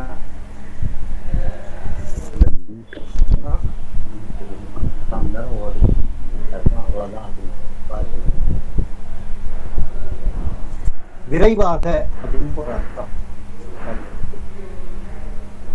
இன்னும் ஒரு அர்த்தம் என்னன்னா செப்பமாக, செம்மையாக அப்படின்னு இந்த சட்டங்கிறது நாம ஒவ்வொரு வார்த்தைக்கும் அந்த அர்த்தத்தை சிந்திச்சு போக வேண்டியிருக்கு. அதனாலதான் இது ஒரு விளக்க உரைங்கிறதுனால விரிவாக நம்ம சிந்திக்க வேண்டிய ஒரு இதுல இருக்கிறோம். அப்புறம் சட்டம் அப்படின்னு எடுத்துக்கிட்டோம்னா உன்னுடைய சட்ட திட்டங்களுக்கு ஏற்ப உன்னை நோக்கி வந்திடாத சாத்தனேன் அப்படின்னு சில நூல்கள்ல அர்த்தம் எழுதியிருக்கிறாங்க, பொத்தாம் பொதுவாக எழுதியிருக்கிறாங்க. இன்னும் சட்டப்பட உடல், உன்னுடைய உடம்பு எனக்கு நல்ல உடம்பை தந்தாய், ஆனால் அந்த உடம்போடு உன்னை நோக்கி வாமன் இருக்கின்ற பொய்யனேன், சடக்கனேன்னா பொய்யனேன் என்று எழுதியிருக்கிறார். அடுத்து விரைவாக, விரைவாக சீக்கிரமாக, விரைவாக உன்னோடு சேர்வதற்கு உன்னை நோக்கி வராது இருந்த பொய்யனே அப்படின்னு ஒரு அர்த்தம் இருக்கிறார். இன்னும் ஒரு செம்மையான அர்த்தம் என்ன எழுதியிருக்காங்க அப்படின்னா சட்டங்கிறதுக்கு செம்மை, செப்பம் அப்படின்னு எழுதியிருக்காங்க. அதாவது செம்மையாக, செப்பமாக, நேர்பட அப்படின்னா தலை போல, தாழ் தலை போல் இன்னொரு தலை போல உண்டி நோக்கி வந்திடாத சழக்கனே, அப்படிப்பட்ட பொய்மை தன்மை கிடையாது அப்படின்னா அர்த்தம் வந்து சிறந்த அர்த்தமாக எழுதப்பட்டிருக்கின்றது. ஏன்னா ஏற்கனவே இதெல்லாம் அந்த தலைக்கூடுதல் எல்லாமே ஆகி இருக்கின்றது. இன்னும் அது செம்மையாக தலைக்கூட கூட வேண்டும் அப்படிங்கிறது தான் இதுல வேண்டுதலாக வைக்கின்றனர். அப்போ இந்த சட்ட அப்படிங்கிறதுக்கு செம்மை, செப்பம் அப்படிங்கிற அர்த்தம் எப்படிங்கிறத நம்ம பார்க்கணும். சில பேச்சு வழக்கிலையும் சொல்லுவோம் பாத்தீங்களா, ரொம்ப சட்ட வட்டமா பேசுவாங்க அப்படிங்கிறது. அப்போ சட்ட வட்டமாக அப்படின்னா என்ன அர்த்தம் அப்படின்னா, சட்டன்னா செம்மையாக, வட்டம் அப்படின்னா அவன் சொன்ன கருத்துல அந்த மைய புள்ளிக்கு வந்து சுத்தி சுத்தி பேசினாலும் கடைசியில நீ சொன்ன கருத்துக்கு வந்து நின்றுட்ட பத்தியா நம்ம பேச்சு வழக்குல சொல்லுவோம். அதான் வட்டமாக சுத்தி சுத்தி பேசினாலும் கடைசியில எந்த கோரிக்கை வைக்கிறோமோ அந்த கோரிக்கையில வந்து நின்று. அப்போ சட்டங்கிறது செம்மையாக பேச்சு வழக்கிலேயே நம்ம வந்து பார்க்கலாம்.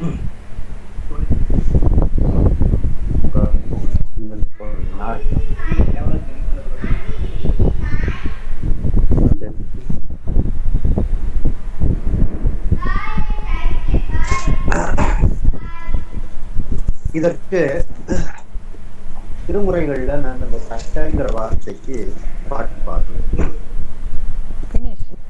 4ஆம் திருமுறையில Mommy is down. I have some half an hour more.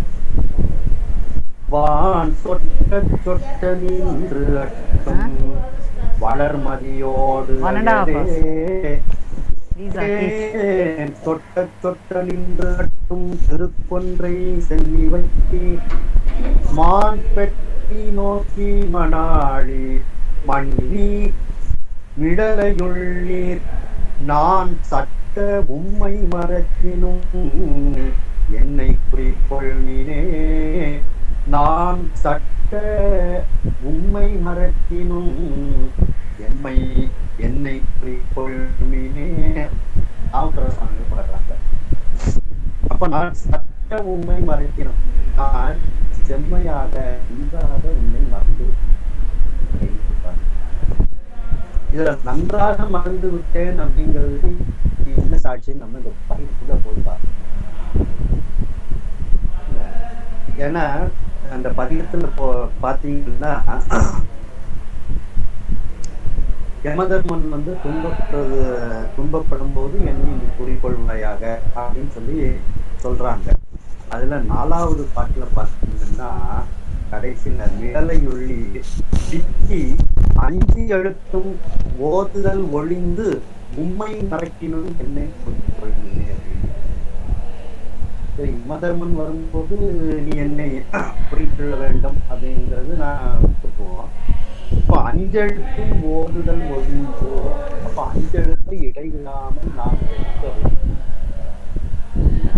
அப்படி ஜெபித்துக் கொண்டே இருந்தோம் என்றால் இந்த மிஷின் நிற்காது, அது தொடர்ந்து ஜெபிச்சுக்கிட்டே இருக்கும். நன்றவா உன்னை நான் மறக்கணும்னு சொல்லுவான் நமச்சிவாயே. அடுத்து சுந்தரமூர்த்தி சுவாமிகள் சொல்றாங்க பார்த்தீங்களா, இப்போ நான் உன்னை மறந்தாலும் என்னுடைய நாக்கு அந்த உன்னை மறவாமல் அந்த நாமத்தை ஜெபிக்கும் அப்படின்னுட்டு சொல்றாங்க.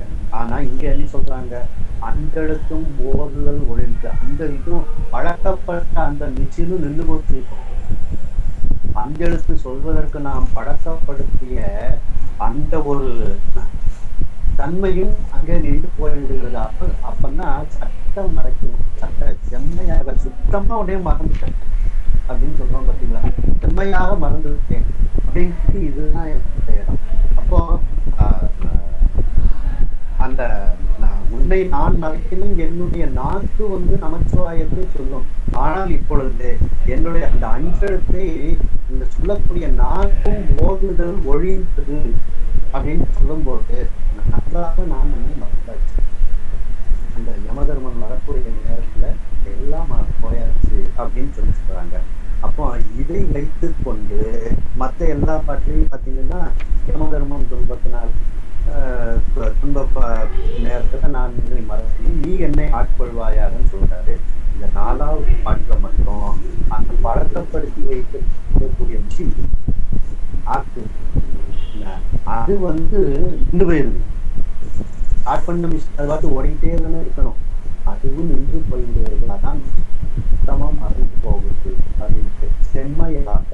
அப்ப இந்த இடத்துல நான் சட்ட உண்மை மறக்கும் என்பதற்கு என்ன அர்த்தம் என்றால், நான் செம்மையாக செப்பமாக உண்மை மறக்கிறேன், அப்படி மறந்தாலும் செம்மை நீ ஆட்கொள்வாயாக அப்படிங்கிறது சட்டங்கிறதுக்கு இந்த திருமுறைகளை நாம இதுல ஒரு அர்த்தம் பார்க்கணும். அடுத்து திருவாசகத்திலேயே பார்த்தீங்கன்னா இணைத்து மனத்து அம்தான் சங்கம், அதுலயும் சட்டோங்கிறது சட்டங்கிறது அர்த்தம். செம்மையாக நினைக்க இறைவனை நினைத்தால் அவன் நம்முடைய மனதின் மூலமாக இருக்கின்றான். அப்படிப்பட்ட சங்கரன் அப்படின்னு திருவாசகத்துல சொல்லப்படுது. சட்டோ நினைக்க மனத்து அமுதான் சங்கரன். இன்னும் இந்த சட்டங்கிறதுக்கு நாம செம்மை அப்படிங்கிற அர்த்தத்தை நாம சிந்திக்க வேண்டும் என்றால் சிவஞான போதத்திலும் சிவஞான மாபாட்டியத்திலையும் இந்த பாடல்கள் அதுல 109 அதிகரணம் 2ல பாருங்க, சுட்டி உணர்வு அதனை சுட்டி அசத்து என்ன சட்டு இனி உள்ளது சட்டேதான். சட்ட இந்த சட்டங்கிற வார்த்தை அங்க ஒரு சிவஞான போதத்துல சட்ட இனி உள்ளது சத்தேதான். சுட்டி உணர்ந்த நீ சத்து அல்ல உண்மையை தெய்வம் உணர்ந்ததனால் போய்விட்டு போ. என்ன சொல்ல வராங்க அப்படின்னா, நீ அது இல்லை இது இல்லை அப்படின்ட்டு எல்லாம் நம்ம நீக்கிய விடத்தில் இருப்பது சிவபெருமான் தான். என்ன சட்ட இனி உள்ளது, அதாவது சுட்டி உணர்வதனை சுட்டி சுட்டி நாம எல்லாவற்றையும் உணர்கின்றோம். என்ன தத்துவங்கள் எல்லாத்தையும் இது அல்ல இது அல்ல இது அல்லன்ட்டு அவற்றை எல்லாம் நீக்கி விட்டு அந்த எல்லாம் அசத்து அப்படின்ட்டு எல்லாத்தையும் நீக்கி விட்டு நாம் பார்த்தோம், செம்மையாக பார்த்தோம் என்றால் சட்ட இனி உள்ளது சட்டைகள். செம்மையாக மிச்சம் இருப்பது என்ன அப்படின்னா இறைவன். நீ அதை உயிர் என்று எடுத்துக் கொள்ளாதே அப்படின்னு வராங்க. இருப்பது இறைவன் தான், சத்தேகான். சுட்டி உணர்ந்த நீ சத்து அல்ல, நீ அறிவித்தால் அறியக்கூடியவன். அப்படி சுட்டி உணர்ந்தால் அறியக்கூடிய நீ சத்து அல்ல, நீ இறைவன் அல்ல. உண்மையை தெய்வம் உணர்ந்ததனால் பொழுது ஆகையினால் நீ அந்த சத்தும் அல்ல அசத்தும் அல்ல, நீ சதசத்து அப்படின்னுட்டு இதுல சொல்ல வராங்க. அப்ப இந்த சட்டங்கிறதுக்கு அதுக்கு என்ன, செம்மை அப்படிங்கிறதுக்கு என்ன விளக்கம் கொடுக்குறாங்க அப்படின்னா, ஏகதேச உணர்வால் சுற்றி ஒன்றப்படும் பேருரை பாருங்க. நில முதல் சிவம் ஈட்டாகிய பிரபஞ்சத்தை அசத்து அதிகரணத்தில் கூடிய இயல்பு பற்றி ஓரோ ஒன்றாக சுட்டி அசத்து என்று கண்டு கழித்து கொண்டு சென்றவை அசத்து என்று ஒன்றையாக கண்டு கழித்து கொண்டு நாம் செல்லப்போம் என்ற நேரத்தில் முடிவின்கள் கோச்சரமாவது வேறு என்னையின் பாரிசேடவையாக அது சத்தேயாம் என்று செம்மையே அறிவாயாக. இப்ப சட்டங்கிறதுக்கு என்ன அர்த்தம் என்றால் செம்மையே அப்படின்னு இந்த இடத்துல நாம் சிவஞான போதத்தையும் சிவஞான மகாபாரதத்தையும் வச்சு நம்ம இதற்கு அர்த்தம் எடுத்துக் கொள்வது. இன்னும் பாருங்க, அதுல ஏகதேச உணர்வால் சுற்றி உணரப்படுகின்ற உலகினை தனித்தனி அசத்து என்று கண்டு கழித்து நீக்கிய விடத்து முடிவில் செம்மையாக புலப்படுவது எதுவோ அதுவே சத்தாகும், அதுவே இறைவனாகும். அப்போ அந்த செம்மையாக அப்படின்னு அதுக்கு சொல்றாங்க.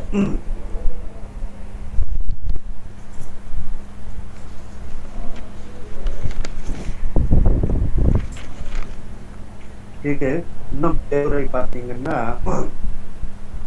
இதே கருத்தை சிவபிரகாசத்துல நீ சத்து அசத்தல்ல நீ சதசத்து அப்படின்ட்டு சிவபிரகாசத்துல 57வது பாடல்ல சொல்றாங்க.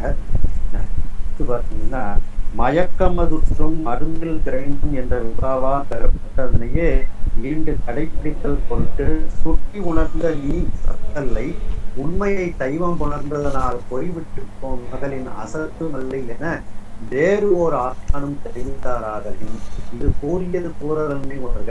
சட்ட என்பது செப்ப பொருட்டாயதோர் அகரவீட்டு சொல், அது சட்டம் என இழிவழக்கின் அகரவீட்டாய் மையம். அப்ப சட்டை என்பதற்கு செப்பம் செம்மி அப்படிங்கிற போது நாம் எடுத்துக்கொள்ள வேண்டும் அப்படின்னுட்டு சிவஞான போதத்திலையும் அந்த சிவஞான மகாபாரதத்திலையும் சொல்லப்பட்டிருக்கிறது. அப்ப இப்ப சட்டங்கிறதுக்கு நான் செம்மை அப்படின்னு ஏற்றுக்கொள்வேன். அப்புறம் நேர்பட அப்படிங்கிறது தலை கூட அப்படிங்கிறது சட்ட நேர்பட செம்மையாக அந்த இறைவனோடு தலை கூட தாழ் தலை போல அந்த கூடலை ஏற்றுக்கொள்ள வந்தில்லாத உன்னை நோக்கி விடாமல் இருந்த அந்த பொய்மையாளனாக நான் இருந்து விட்டேன் அப்படின்னு சொல்லி சொல்றாங்க. இதற்கு இந்த நேர்படங்கிறதுக்கு தலை கூட எப்படி அர்த்தம்னு நம்ம பார்க்கலாம். திருநாவுக்கர் சுவாமிகள் 4ஆம் திருமுறையில சொல்றாங்க,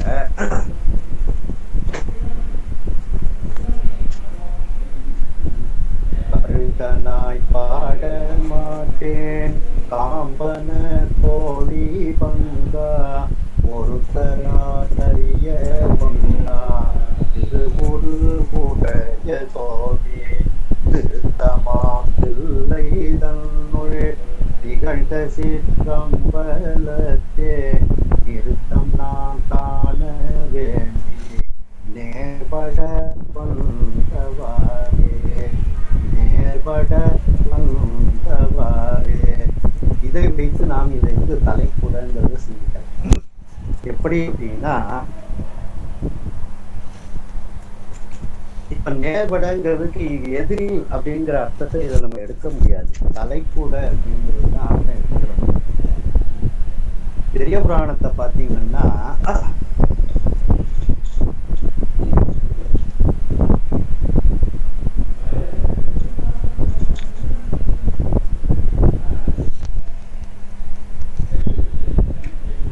திருநாவுக்கர சுவாமிகள் சிதம்பரத்துக்கு போறாங்க.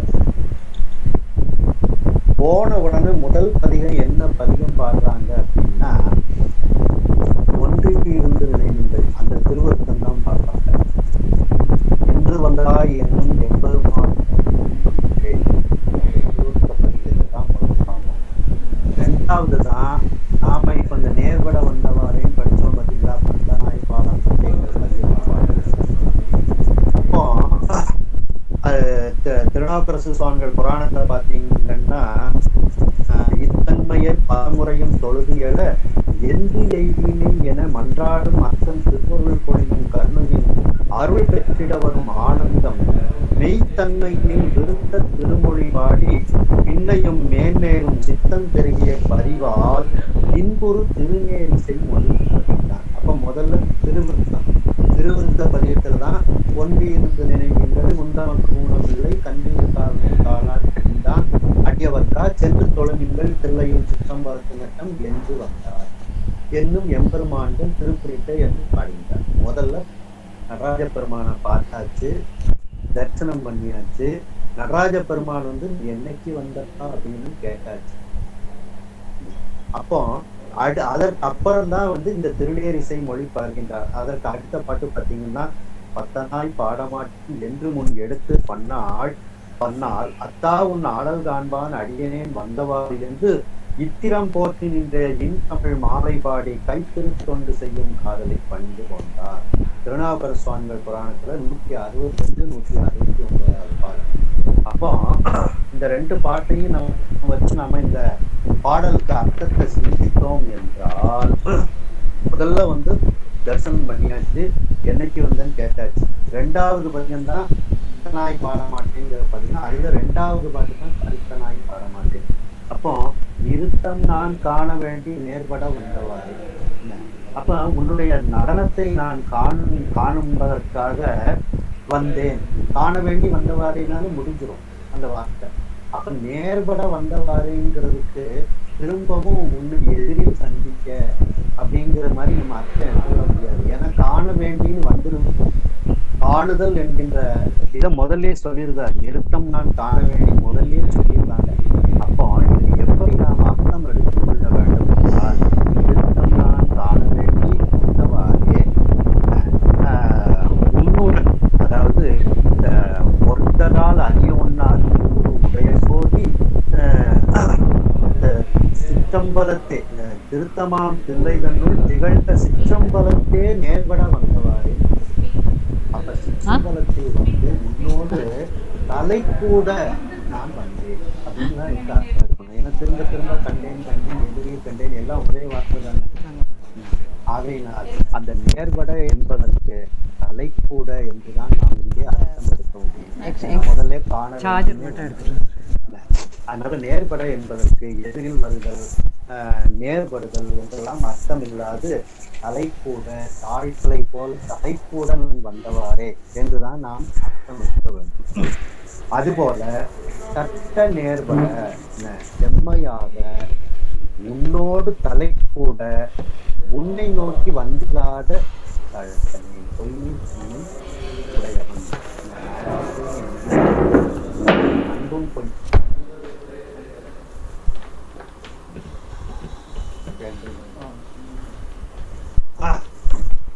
என்று கூறுகின்றார் அளவு அப்படிப்பட்ட தரத்தனே அப்படின்றார்.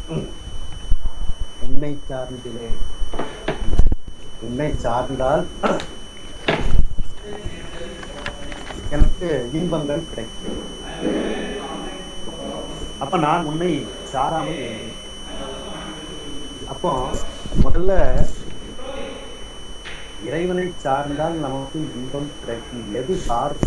எதை சார வேண்டும் அப்படின்றது முதல்ல தெரியணும். அதான் அப்படி அதுதான் நம்ம இதுல திருக்கழித்துப்படியார்ல போனோம்னா சார்பு உணர்ந்து சார்பு கட ஒழுகின் என்றால் சார்பு உணர்தல் தானே தியானமுமாம், சார்பு கட ஒழுகின் நல்ல சமாதியுமாம், கேதப்பட வருவது இல்லை.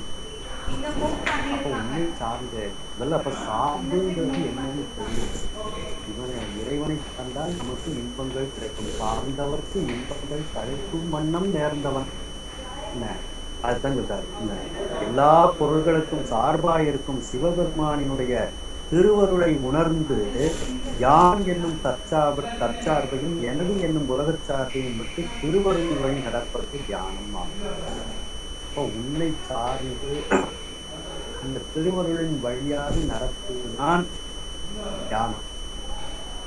உன்னை சார்ந்து மேலும் அந்த திருவருள் வழி நான் நடக்கின்றேன், நான் தியானம், அதான் தியானம், அந்த தியானம் செய்கின்றேன், நான் தியானம் செய்கின்றேன், நான் திருவருள் வழி நடக்கின்றேன் என்கின்ற எண்ணமும் போகும் பொழுது அது சமாதி.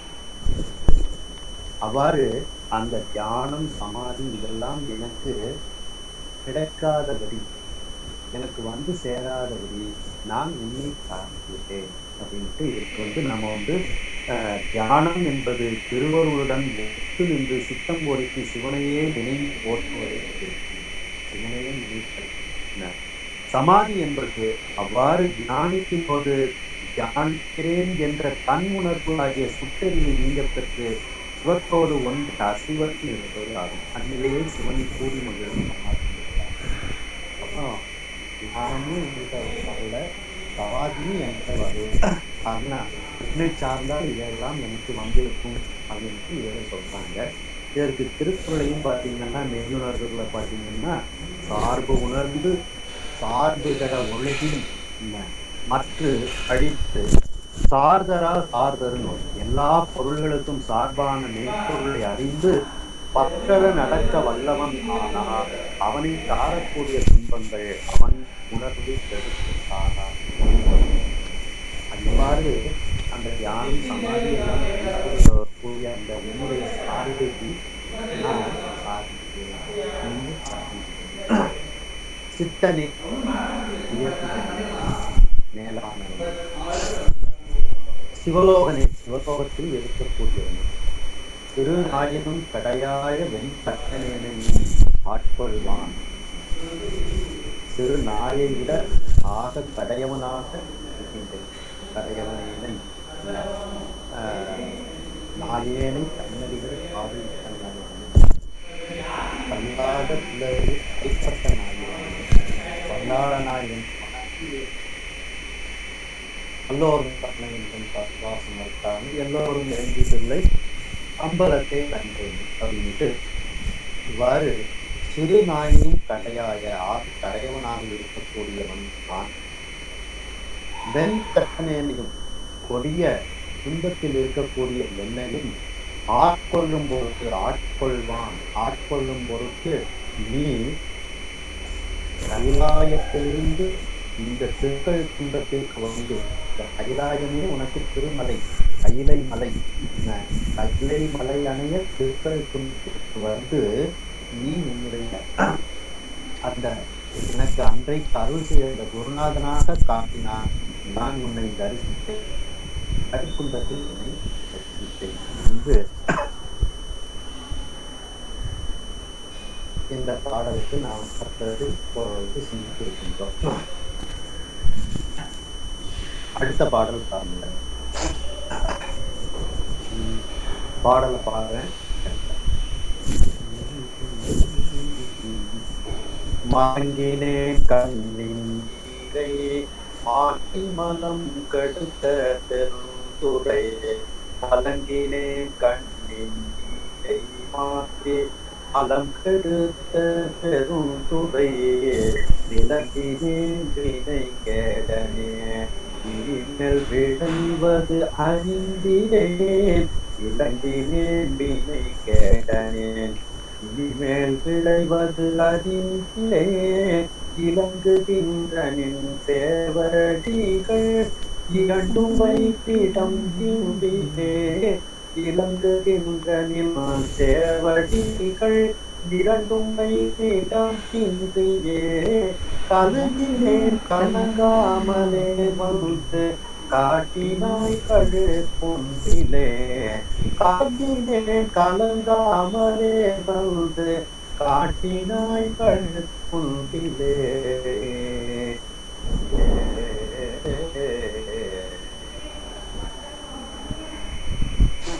மூன்றாம் பாடல்.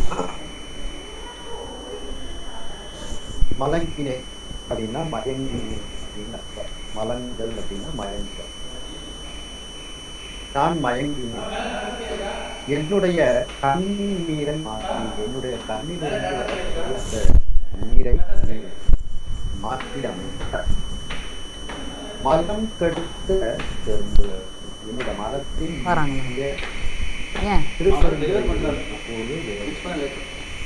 அது வேறையா பெருந்துறை திருப்பெருந்துறையில் இருக்கக்கூடிய இறைக்கண்ணு. நீ மயங்கி இருக்கக்கூடிய என்னுடைய அந்த கண்ணினுடைய நீரை மாற்றி என்னுடைய மலத்தை கெடுத்தோன் ஆகிய பெருந்துறையில் இருக்கக்கூடிய பெருமானே சொன்னாரா, நான் எப்படி இருந்தேன்? விளங்கினேன், உன்னை விட்டு நான் விளங்கினேன். விளங்கினேன்னா வெளியினேன்னு அர்த்தம். வினுக்கேட்டனேன், வினை என்கின்ற கேட்டில் இருக்கக்கூடிய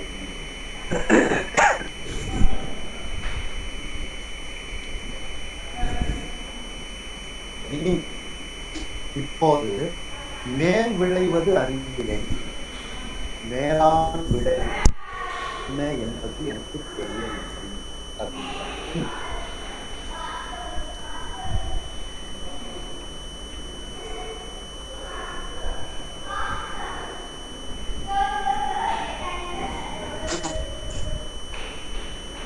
இனினா இப்பொழுது மேல் விளைவதுன்னா மேலான விளைவு. அந்த மேலான விளைவு அதாவது பெற்றார் பிறவியா, இது ரெண்டுமே மேலான விளைவாக சொல்கிறார். அதை என்ன என்று எனக்கு தெரியவில்லை. நீ எனக்கு முக்தி கொடுக்க போகின்றாயா இந்த பிறவியை கொடுக்க போகின்றாயா என்று நான் அறிகிறேன். இலங்குகின்ற நின் சேவடிகள், என்னுடைய சிந்தைக்கு என்னுடைய அறிவில் விளங்குகின்ற உன்னுடைய சிவந்த திருவுகள் இரண்டு. அந்த வைப்பிடம் இன்றியே அந்த திருவடியை எங்கே வைத்து என்று தெரியாமல் வைக்கக்கூடிய இடம் இல்லாமல், தெரியாமல் வைக்கக்கூடிய இடம் தெரியாமல் நான் கலங்கி கொண்டிருக்கின்றேன். அப்படி கலங்கி கொண்டிருக்கக்கூடிய நேரத்தில் கலங்க வேண்டாம் என்று கலங்காமலே வந்து காட்டினார். கலங்காமல் இருக்கும் பொழுது நீ குருநாதனாக வந்து எனக்கு மீண்டும் உன்னுடைய தரிசனத்தில் தந்தாய். உன்னை நான் கழித்துள்ளது குருநாதனாக நான் கழித்தேன்.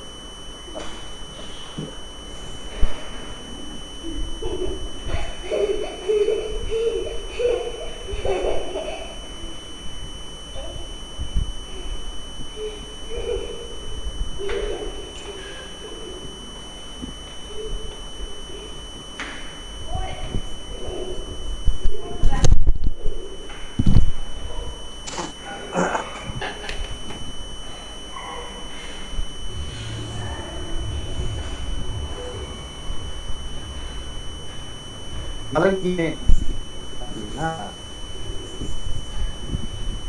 நான் மயங்கி கொண்டிருக்கின்றேன்.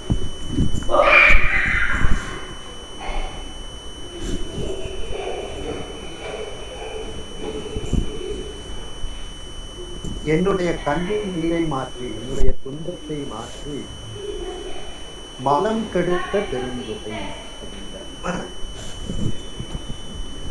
இப்ப பெருந்துறை அப்படின்ட்டு சொன்னா அது இறைவனை குறிக்கும் அப்படிங்கிறத நம்ம சிந்திக்கணும்.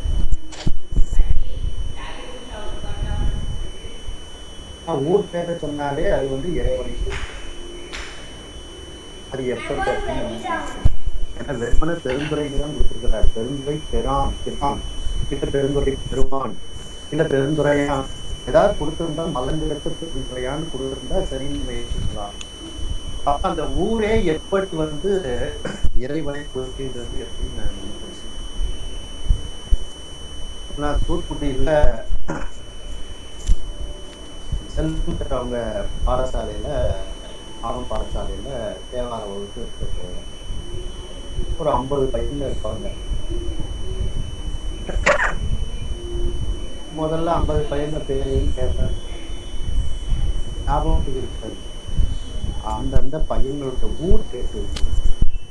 ஏன்னா சில பையன்கள் ஊர்கள் வந்து பாடல் பெற்ற ஸ்தலங்களாக பாடல் பெற்ற ஸ்தலங்கள்ல இருந்து வந்திருக்கக்கூடிய அந்த குழந்தைகள் வந்து அவங்க தளத்துல உள்ள பாடல்களை ரெண்டு சொல்லி வச்சா அவங்க சாமி முன்னால் போய் விருப்பம் பண்ணுவாங்க அப்படிங்கிறத முதல்ல ஊர். இப்ப அந்த பையனுக்கு எல்லாரும் கிளாசிக்கல் இருக்காங்க. Can't go எனக்கு now எல்லா alone. பேரும் தெரியாது. Later on. அவன் ஊருக்கு வந்து தெரியும். ஒரு 10 பையன் இருக்காங்கன்னு வச்சுக்கோங்களேன். நான் உடனே இப்ப மதுரை இது பதில் சொல்லு அப்படின்னு கேட்டா அந்த மதுரையில உள்ள பையன் தான் எந்திரிச்சு நிற்பானே தவிர மற்ற பையன்கள்லாம் அமைதியா இருப்பாங்க. நான் என்ன கேட்டேன், மதுரை எப்பான்னு கூட சொல்ல மாட்டேன். மதுரை எந்திரி பதில் சொல்லு அப்படின்னா மதுரை எந்திரி பதில் சொல்லுன்னா என்ன அர்த்தம்? அவன் எந்திரிச்சிடும். அந்த பையன் எந்திரிச்சு சார் இருக்கீங்க பதில் அப்படின்னு. நான் ஊர் பேரத்தான் சொன்னேன். நான் எந்திரின்னு கூட சொல்ல மாட்டேன். மதுரை பதில் சொல்லு அப்படின்னு. அப்போ அந்த ஊர் பெயரை சொன்ன உடனேயே அந்த மதுரை பையன் எப்படி தன்னைத்தான் ஆசிரியர் கூப்பிடுகின்றார் என்று தெரிந்து கொள்கின்றானோ அதுபோல எல்லா தலங்களும் அந்தந்த இறைவனுக்கு அப்படின்னு நம்ம தெரிஞ்சுக்கிறோம்.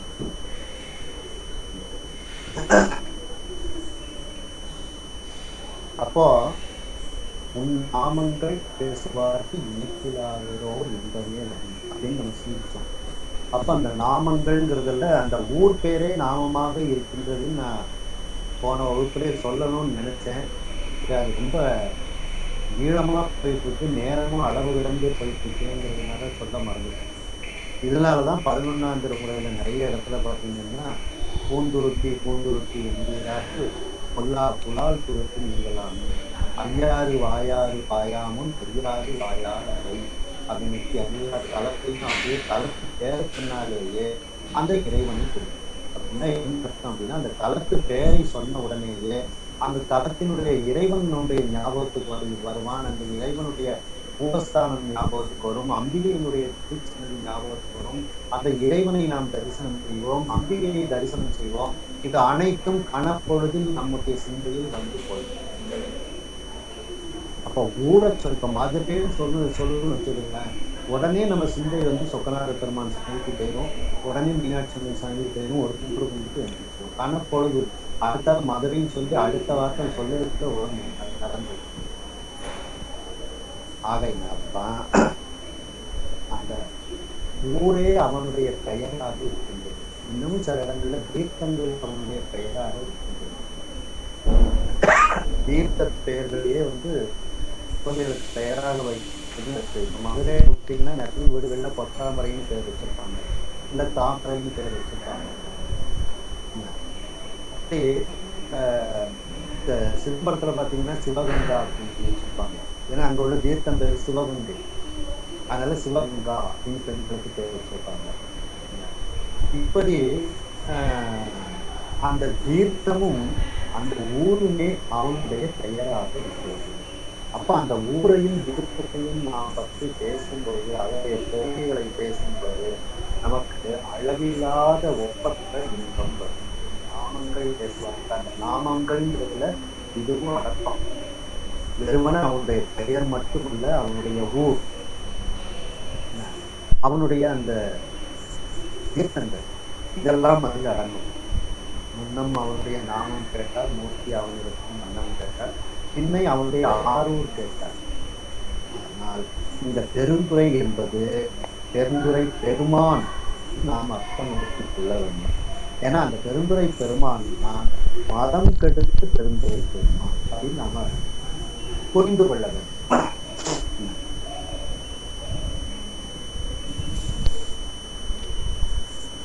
என்று இன்னைக்கு இது வரைக்கும் இருக்குமா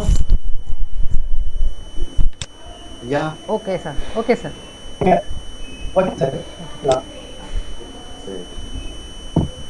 ஹர நம பார்வதி பத்ரே ஹர மகாதேவா.